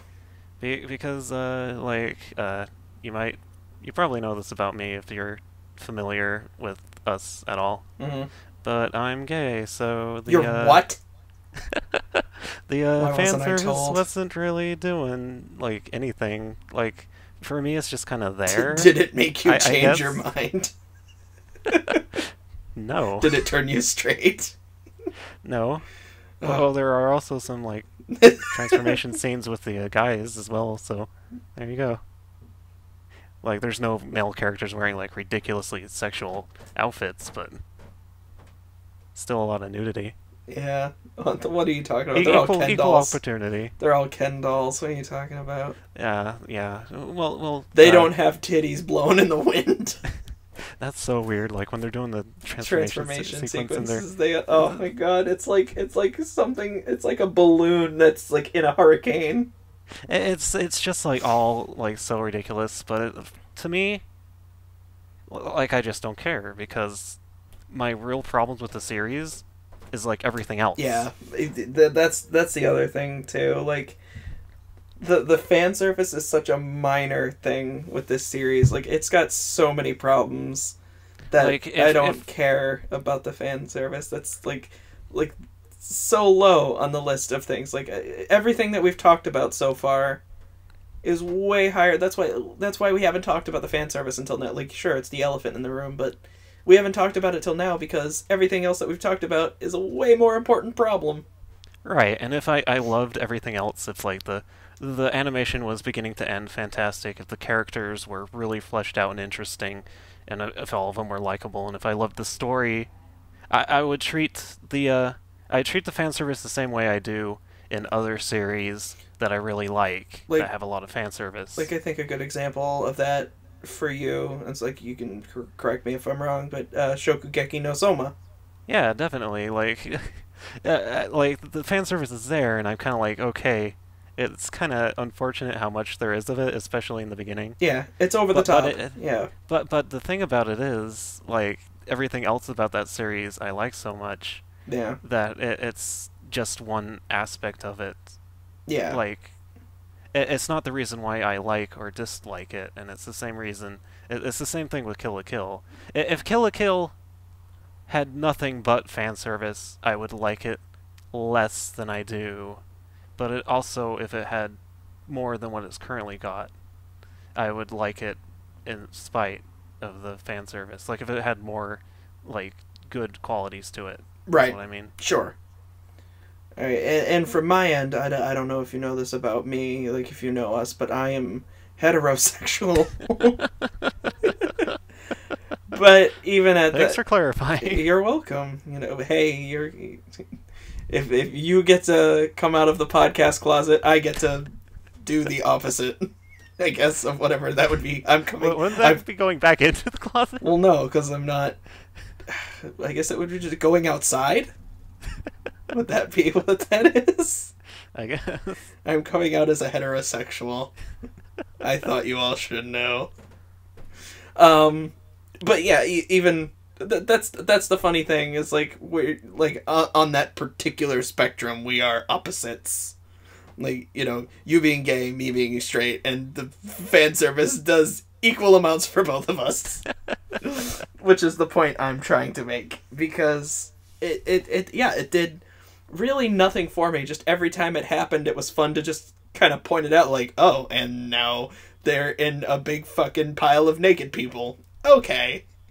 Like, you know, Yeah. like shit like that. Like, it's almost to the point where, like, if the series was better, the fan service would be, like, funny, you know? It would probably be more of like a joke. Yeah, which is, we should probably use that as a segue to get into the next discussion point.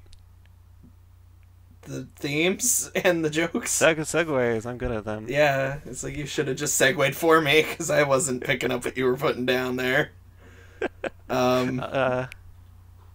Is that what you were talking about?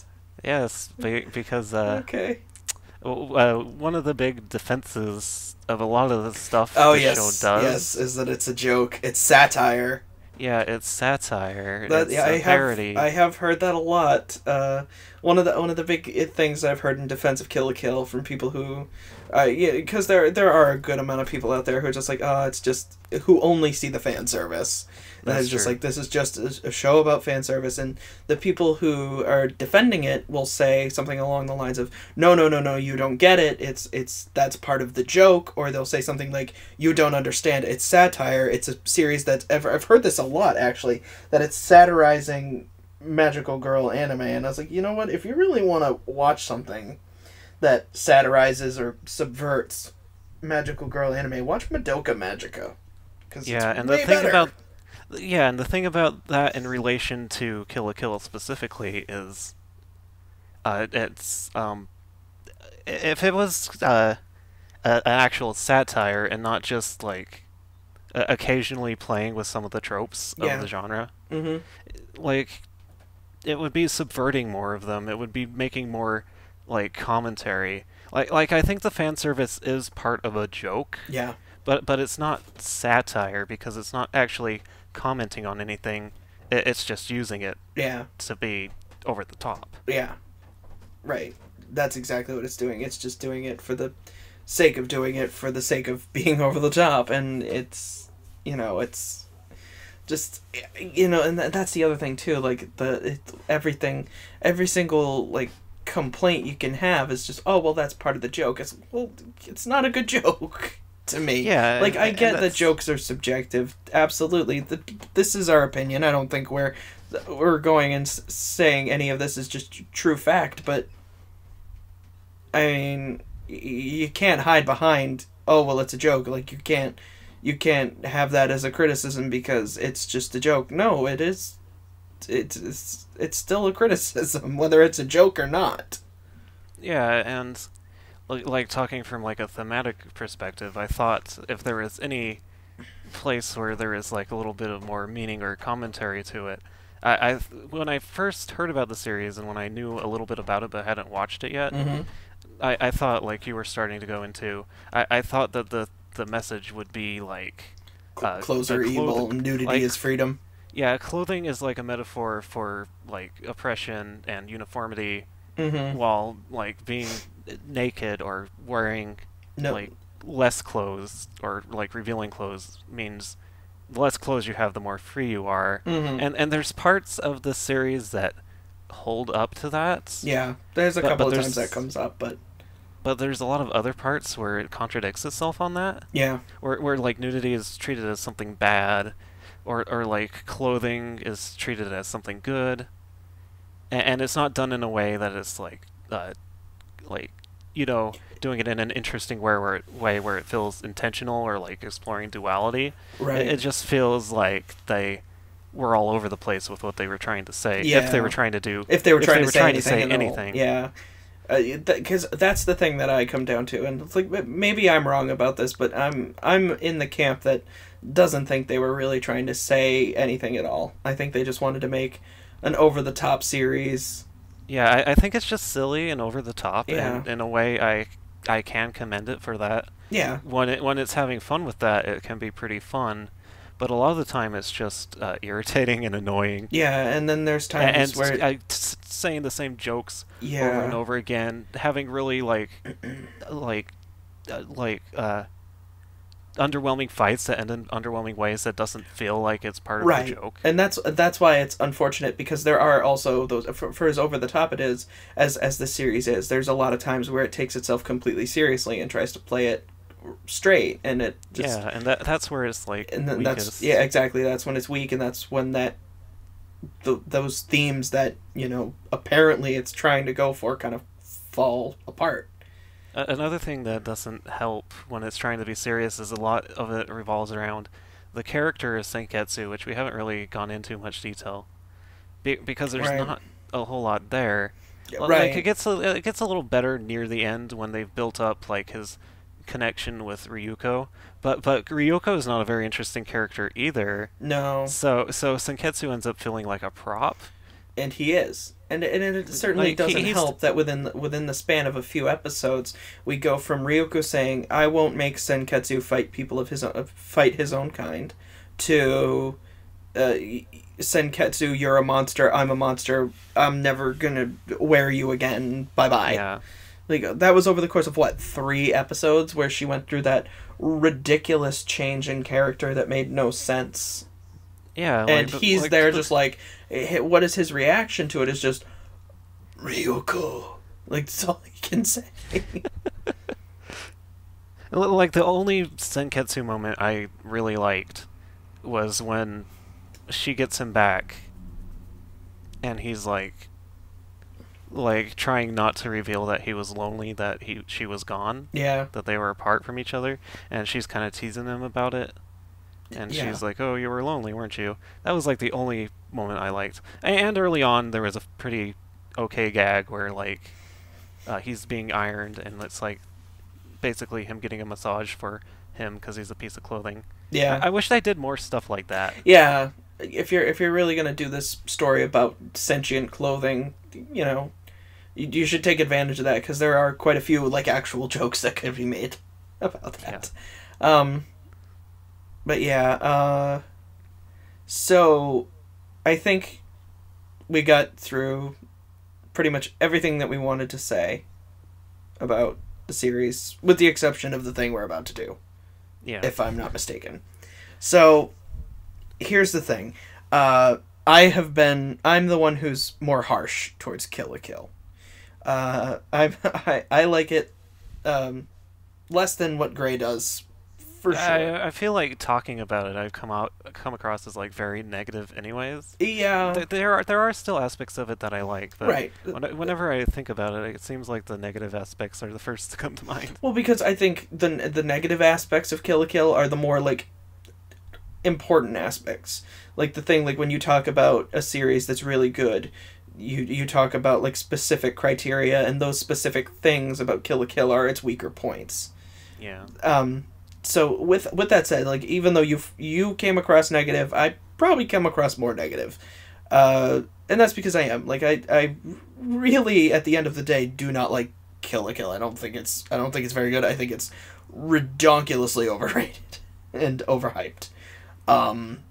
I'll agree with you there, definitely. Yeah, I think it's kind of hard to disagree with that, but regardless, I do not think that this series is, you know, like when I think of like bad series, I think of, you know, something that's like completely unsalvageable. I don't think that's the case with Kill la Kill. I think that even keeping with that over the top kind of ridiculous premise of evil clothes and all that, there's still something here. So what I did a couple nights ago when Gray finished watching the series, we probably should have just recorded right then, but you know, hindsight and all that shit.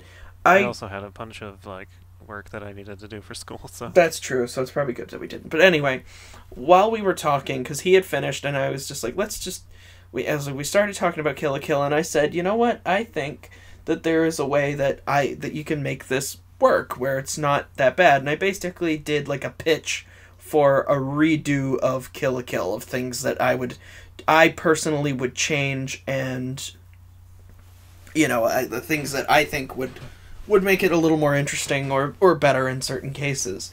And there's a lot of stuff that I would kick out and change drastically. So this is going to be that. This is how we're ending off this podcast, is by doing this. So I don't remember everything I said because it was a couple nights ago. It was early in the morning, late at night. I can help you fill in the blanks. Thank you. I remember a lot of it. Oh, good, because I don't, because my brain is a pooper. But anyway, what I do, and so if you agree or disagree, please let me know in the comments whatever. So let us begin. So the first change that I would make right from the get-go is I would change the main character. Ryoko would still be there. Most of the characters would stick around, but Ryoko would not be the main character. Instead, the main character would be Satsuki. And I would start basically what I would have the series be about would be about her keeping the coup from, you know, unwanted ears like Ragyo and her assistant, whose name still escapes me and whose name I still don't care about, and then Nui. You know, so it's about Satsuki and the Elite Four. You know, they're planning this coup against Ragyo. Like, we can see like the evil things that Ragyo does. We hear about her plan, what she wants to do. And Satsuki and the Elite Four are like, all right, we're going to have like a coup d'etat against this lady. And they're planning all this stuff out. And then one day, this crazy girl appears named Ryoko Matoi.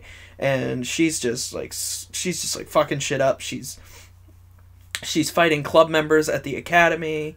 And she's just making life just generally miserable. And I would change her character around a little bit to where basically her entire thing, like in the actual Kill la Kill, her basic character motivation is, you know, meow, fight me, my dad's dead, blah, fight me. That's her character. Instead, I would make her just like angry, and that would be her whole deal. It's like she's just basically like a pit of rage, and the fact that her father is dead, like she believes that Satsuki is responsible. Now she's got somewhere to point that aggression, and she's not gonna stop. So from there, it's like Satsuki's like, all right, like this person could be. She tells the Elite Four, it's like, this girl could be like, you can even keep that whole thing. It was like, you know, maybe she's a potential ally. It's like, but I want you guys to stop her. And like immediately they set up the Natural Selection tournament. Basically, it's like, if this girl wants to fight, fine. It's like, don't kill her. You know, gather like she can even say to like Inamuta, gather as much data on her as you can. So, like, we know if, like, whether or not, like, we can have her, like, work with us to fight Ragyo. Yeah, and I think before that, like, you could still have, like, setup episodes, but have them... Sure. I'm skipping minor bits. I'm skipping over, like, minor bits. I'm basically going through the major plot lines to get to the important cuts that I would make. Right. Another important cut I would make, Nudist Beach, gone. They wouldn't be there at all. Like, they're completely gone. And for those of you wondering, well, how do they get the boat at the end? I've got you covered there. So they have the Natural Selection tournament. Again, like, near the end, like, I would have Ryoko actually fight all of them. And then Nui would make her appearance. Yeah, and something we talked about was Nui would be like an active agent in earlier episodes too. She would be active so that way we can actually start building up like the reveal, so that way it's more of a surprise when we get that reveal. So Yeah, and she'd be like snooping around, and yeah, Satsuki would be like, she'd better not like get too close to our secret. exactly. And so like the first fight between Ryoko and Nui would be more like a scope where they're just kind of like gauging each other. Because I wouldn't want to reveal right away. Like in their first fight, I would not have that be the reveal. Yeah, and something I brought up when you said that was like, what would she use to fight? But in her early fights, she actually uses a technique where she can just pull apart people's Goku uniforms without using her scissor sword at all. Exactly. So I would do stuff like that. Basically, everything would kind of end in a stalemate. And like Ryuko would leave to go with the Monkanshokus, who I would change completely. They wouldn't be retards. I would have Mako. She could still be the kind of like common sense lacking comic relief, like a Kuwabara, where she wouldn't really have common sense, but she's still like a fun character. Like I haven't completely thought of what she would do, because like she would need to have something added. So that way like she has some importance. But I would also have her be like Ryoko's rock, but in a more serious way, where like she's the one, like Ryoko is like prone to getting like completely angry and going over the top, and Mako's the thing that brings her back. Not have Mako be stupid and not have her be like annoying and shrieky, and have her relationship with Ryuko actually be something special instead of the relationship she has with every character. Yeah. So from there would be the raids, the Tri-City raids. I would have that be pretty much the same, basically to set up in the end that you ask, like, if I nix Nudist Beach, who's going to be the ones who have the boat in the end? Osaka, because they've got the money and they could fund something like that. And I think the raids would be about Satsuki trying to get everybody on their side and get all the soldiers that she can get for this coup that she has, that she's planning. Yeah, one thing that I remember you mentioned when the first time you pitched this to me was in the actual show, Senketsu gets pulled apart and Satsuki distributes the pieces to her army. Yes. What you said is Nui would basically fight Ryuko like a second time. Yep. And Ryuko would do the thing where she hulks out and starts turning into a clothing monster, and Mako like pulls Senketsu off of her. And we also you also said that Senketsu would not be like an actual character. No, he would just be, the Kamuis would be props. Like they'd be like they'd be alive, but they wouldn't be characters with voices or whatever. Right, exactly. Because and the reasoning behind that is just I didn't think it was really terribly well done in the show, because the only one who ever had anything to say was Senketsu. Yeah. Like Junketsu never does anything. Like I think it would have worked better if they'd like either they're all characters or they're not at all. Yeah, and like we said, they didn't go nearly far enough with Senketsu and actually making him like a fully developed character. Right. So I don't see it as that huge of a loss.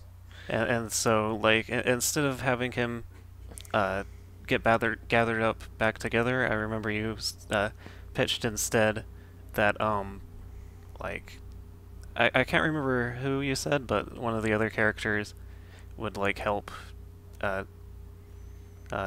Ryuko like create a new Kamui just for her. Oh, the tailor. Yeah. Because she would join later, in the for the coup. Later when she joins Satsuki. When she joined Satsuki for the coup, the tailor would make her a new Kamui. Yeah. So that way she can still fight against Nui. I skipped a lot of stuff in the middle in my original pitch. I remember that because the goal would be like to set up after the coup takes place. Mostly, what happens in did you mention the Osaka change? Yeah, that they would be the ones who would essentially replace Nudist Beach. Because you can basically, instead of having it be Nudist Beach or these rebels, you can have these things where these other schools, so you can give all three of them like something to do, so it's not just like the first time they meet up they're just blown away like chumps. Like, have them actually be a factor beforehand. Like, have the, like, be like, so there has to be like a moment where Satsuki talks to like their heads, and it's just like, listen, I know we've had our differences in the past, but we gotta come together because this is what's gonna happen if we don't. Yeah, and then maybe they fight back and like resist at first. Yeah, exactly. They think that she's still working with Ragyo, exactly. So like, and another thing that you mentioned the last time we pitched this was that of course with no need of speech you'd have to change Ryuko's dad a little bit, and our idea was that he would be like have worked with one of the other schools, like the Osaka school. Like he would have worked with the Osaka school to develop, you know, either an anti-life fiber thing or, you know, basically to develop some sort of product, worked with them specifically, and I would have nixed the sister thing too.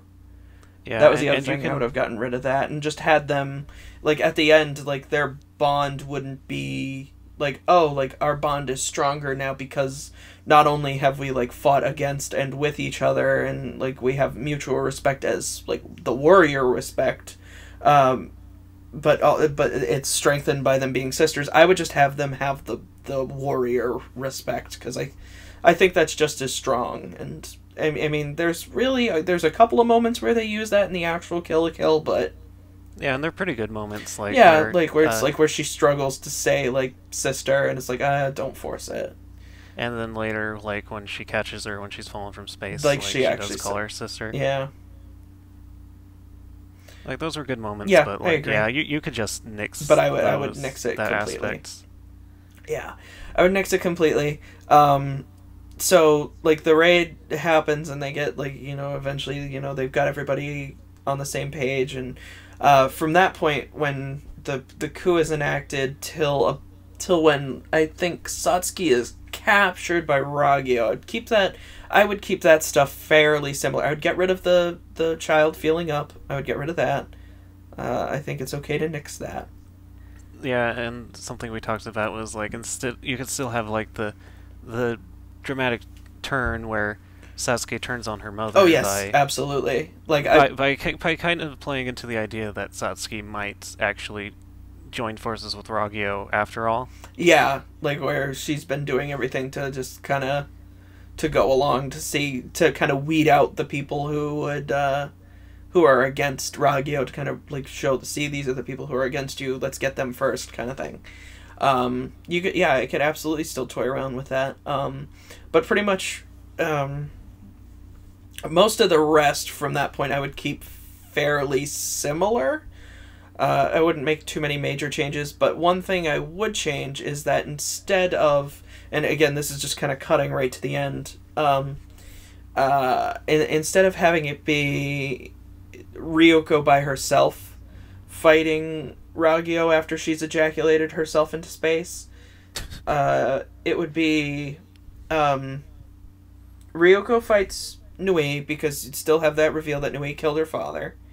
Satsuki would fight Ragyo because that's her mother. Oh, we'd probably also get rid of like the switch of the Kamuis. Yeah, I would probably get rid of that because it was contrived in the show. And besides, even at this point, Ryuko would have a new Kamui anyway. Yeah. According to my pitch. Junketsu being evil, maybe I would give her a new Kamui too. I would have the tailor make Satsuki a new Kamui, because Junketsu could be like an evil one. Yeah, it's maybe it tries to brainwash her like it does Ryuko in the actual show. Yeah, something like that. But anyway. And they destroy it. Yeah, and they destroy it. So Satsuki's fighting Ragyo, Ryuko's fighting Nui, and like they're fighting, and they manage to, like, you know, kind of fuck both of them up pretty good. And so, like, in a last ditch attempt, I would keep the thing where Ragyo wears Nui as like a Kamui, but I would have Satsuki and Ryuko team up to fight Ragyo in the end, and then they both crash land from space together. And you can even have the same thing with like the their Kamuis burn up and they're naked, and you have that theme of nudity equaling freedom from Ragyo and the evils of the life fibers. Yeah, and I think if you didn't have like a lot of nudity before that point, it would be more symbolic and not just Agreed. be fan service weirdness. Yeah, exactly. And that's the other thing. I mean, going back to our fan service discussion, like you bring that up, that's a good point. Having a bunch of gratuitous fan service beforehand, I think when it's all over the place, when it's there in almost every single frame, has some form of fan service in it. When you finally get to that point where you're like, no, see, this is the theme we were trying to promote, where it's like nudity equals freedom. It's like there was nudity all over the place beforehand, so I don't believe you. I think your message gets negated a little bit when you're as over the top and gratuitous as they were. Yeah. But that's essentially like kind of an abridged version of my pitch, where like again the major change is that nudist beach would be gone, and you know there's ways around it. Like I think if I actually put some time into it, I could probably make it a little bit better. But again, that was a thing I came up with at what, fucking 3-4 o'clock in the morning a couple nights ago. Yeah, there was another interesting aspect to it too, like something you added to Nui's character. Because in the actual show, like, Nui is a potentially interesting character who is kind of mishandled. Yeah, just that, like the happy-go-lucky, crazy evil person. She's a little like she's all cute and happy on the outside, but on the inside she's like a monster. Yeah.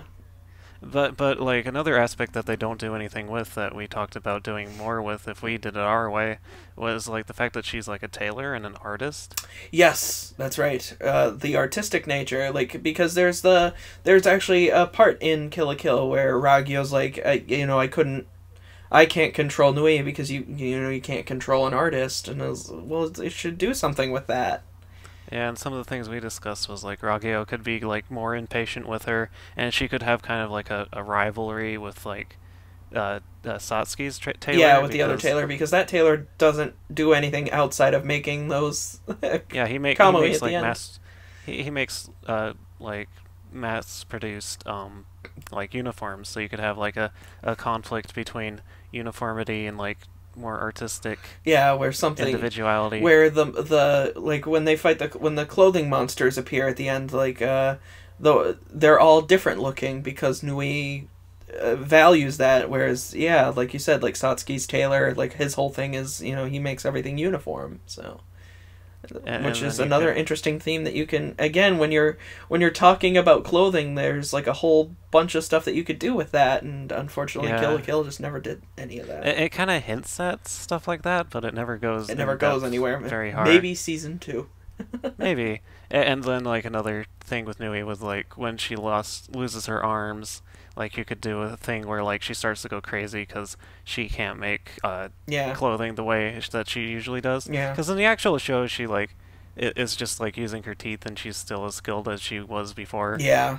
But which is too bad. Nothing ever comes, like the fact that they give her new hands. Yeah, but yeah. before that, she's just anyways. doing everything with her teeth, and it's like, how come like her work should be like adversely affected by that? I think it'd be cool if they did something like that, but they don't. Yeah, so. and then in our pitch, it's like she kind of goes crazy, and then that's kind of what leads to her merging with Ragyo, is because she's like, I want to serve I want to serve Ragyo. Like this is how I can like serve and now that still I don't help have out. arms. Yeah, exactly. But yeah, that's pretty much that was pretty much the pitch I had at 3 o'clock in the morning a couple of nights ago after Gray finished watching. I'm curious to see what you guys think of that particular pitch, whether or not you like it better than what was actually done. Again, that was a super abridged version of it where I only went over like main story points. There's still more setup stuff that if I was the one in charge of doing a Kill la Kill, that's probably what I would add more setup stuff, of course, but like in an alternate dimension where in an alternate dimension where I'm in charge, that's what I would have done. Where you were born in Japan. Yeah. And became a famous animator. Yeah, when I got to work on Gurren Lagann, which was nice, alternate universe me working on Gurren Lagann, and then it's like, I'm gonna make a magical girl show about evil clothes. That's, yeah. Like, that's another thing about, like, the satire parody thing is, Yeah. like the transformation sequences. Oh, those sound effects. Yeah, like, there's parts where it kind of seems like it's a parody of magical girl stuff. Sure. But like, I've never seen, like, a magical girl anime where the transformation costumes are, like, that revealing, you know? I guess you just haven't watched enough anime yet. I've watched lots of the magical girl stuff, and it's pretty much never like that. That's true. Like, they're they usually get, they're usually like almost too like fully clothed. yeah, they get, like, cute skirts and, like, flowing gowns and, like, stuff like that. Like, yeah, like I mentioned Madoka Magica earlier, like when they change, they just get like really frilly dresses and shit. And like, yeah. you know, it's yeah. It's whatever. It is whatever, indeed, and I can't think of a better way to end the podcast than by saying it's whatever. Kill a kill. Kill a kill. It's whatever. So, yes, I think we've pretty much said everything there is to say about Kill a Kill. We've, spent 2 hours talking about a series. We've spent the same amount of time talking about a 24-episode series that we did talking about fucking 15 seasons of Naruto. So, go goddamn figure. But again, I think we had a lot more interesting conversation in this one. So, with that said, I think, unless you have anything else that you want to add, I think we can start wrapping this puppy up. Please don't burn down our houses, Mako fans. Yeah, well, yeah, I guess. You're wrong, but, you're entitled to be wrong about Mako. You're wrong, but don't burn down our houses anyways. It's a funny thing, like, one of my really good friends, who I see him all the time, like, because we live near each other. We used to live near. That's not important. He lives nearby, and like I see him all the time, and he's a huge Mako fan. He's like when we went to Anime Boston, like there was a panel we went to, and they were talking about Kill la Kill, and then there was a picture like they show on their PowerPoint where it's got a picture of Ryoko, and the guy who was running the panel was like. He's like, I got this thing here. It's like, it shows Ryoko, but it's not really showing the best girl from that series. And then he pulls up a picture of Mako, and like my friend was like, yeah! And I was like, surprise, your favorite is shitty. Everybody's cheering, but I don't know why. So he's probably, we're probably... I hope he listens to this. I don't, because we're probably not going to be friends anymore. Yeah, no, I don't like Mako, but it's okay because I didn't put her as my least favorite. I said that was. I did. No, this told me cho. If you have fan letters filled with anthrax to send to us, send them to me, not Chris. Send them to irategamer@aol.com. Emails filled with anthrax. Emails? I didn't even realize. Goddamn. Oh, shit. But, yeah, that's pretty much all we got. Please don't hate us too much. If you'd like to have conversation with us about why you think Mako is so great, I implore you to comment, and I'm sure I will respond, because if you're capable of having a, clear and, not shitty conversation, then I'd be happy to respond. Yeah, by all means, like, we're actually really curious, like, if people really love this show, we want to know exactly why, because we do want to understand, like, why people like this show. Yeah, absolutely. Even though we didn't. Yeah, like, it wasn't something, like, it wasn't, I would never go, I wouldn't say that this show is like, this show's terrible, why do people watch it? Like, it's like, it was just something that I don't want to say I didn't get it, because I think I'm smarter than that, and I think you are too, Gray, but, we'd like to know, why did you like Kill la Kill if you did like Kill la Kill? If you agree with us, that's That's cool too. We want to talk to people because we crave attention. Yeah. And with that, we end. Oh wait, no. I'm sorry. What? We don't end now. Follow us on fucking social media because that's goddamn important. I'm at ChrisTheNerd92. He's at Real Grey Bob. Subscribe to the channel. You should know what that's called by now. Anything else you want to add, Gray? Not particularly. Can I fucking end this now? Yay. Okay. Listen to Blumenkrantz. It's real fucking good. Yeah. That's the big takeaway from Kill la Kill. Yeah, it's like at the end of the day, the important thing you should remember is that Blumenkrantz is awesome. Both openings and endings are garbage. Listen to Blumenkrantz and When My Body Is Dry, and just call it a day. Although, like, I don't know if you've ever heard the full version of When My Body Is Dry. No, I've just heard Don't Lose Your Way over and fucking over. It's got a really, like, goofy, like, rap part to it. Oh. And it's also got, like, a bridge where it's Ryuko going, like, I must find who killed my dad. Is it in English like that, or is it... Well, the whole song is in English. Oh my god, how do you know it's Ryuko, though? Oh, because she says, I must know who killed my dad. Who else would say that? I think the rapper's supposed to be Senketsu, too. Oh dear. That's terrible. Like, not the voice actor, but... like, just from, like, the role in the song. So who's the one who says don't lose your way? Is that supposed to be Mako? That wouldn't make sense. Mako doesn't know words. She's dumb. She can't even speak Japanese. She doesn't even know her own how to speak English. fucking language. Don't lose your way. Well, no, I hadn't known that, but now I know that. It's like, maybe don't listen to When My Body Is Dry, because I only really like that first part. Don't lose your way. I like that. That's fun. So yeah, just listen to Blumenkrantz. I've changed my mind. That's the only takeaway is Blumenkrantz. And we've gone on an extra 5 minutes talking about bullshit, so... yeah. Can I end this now, Gray? Yes. Alright, with that, do. I'm Chris. Please do. I'm Chris. He's Gray. Good night.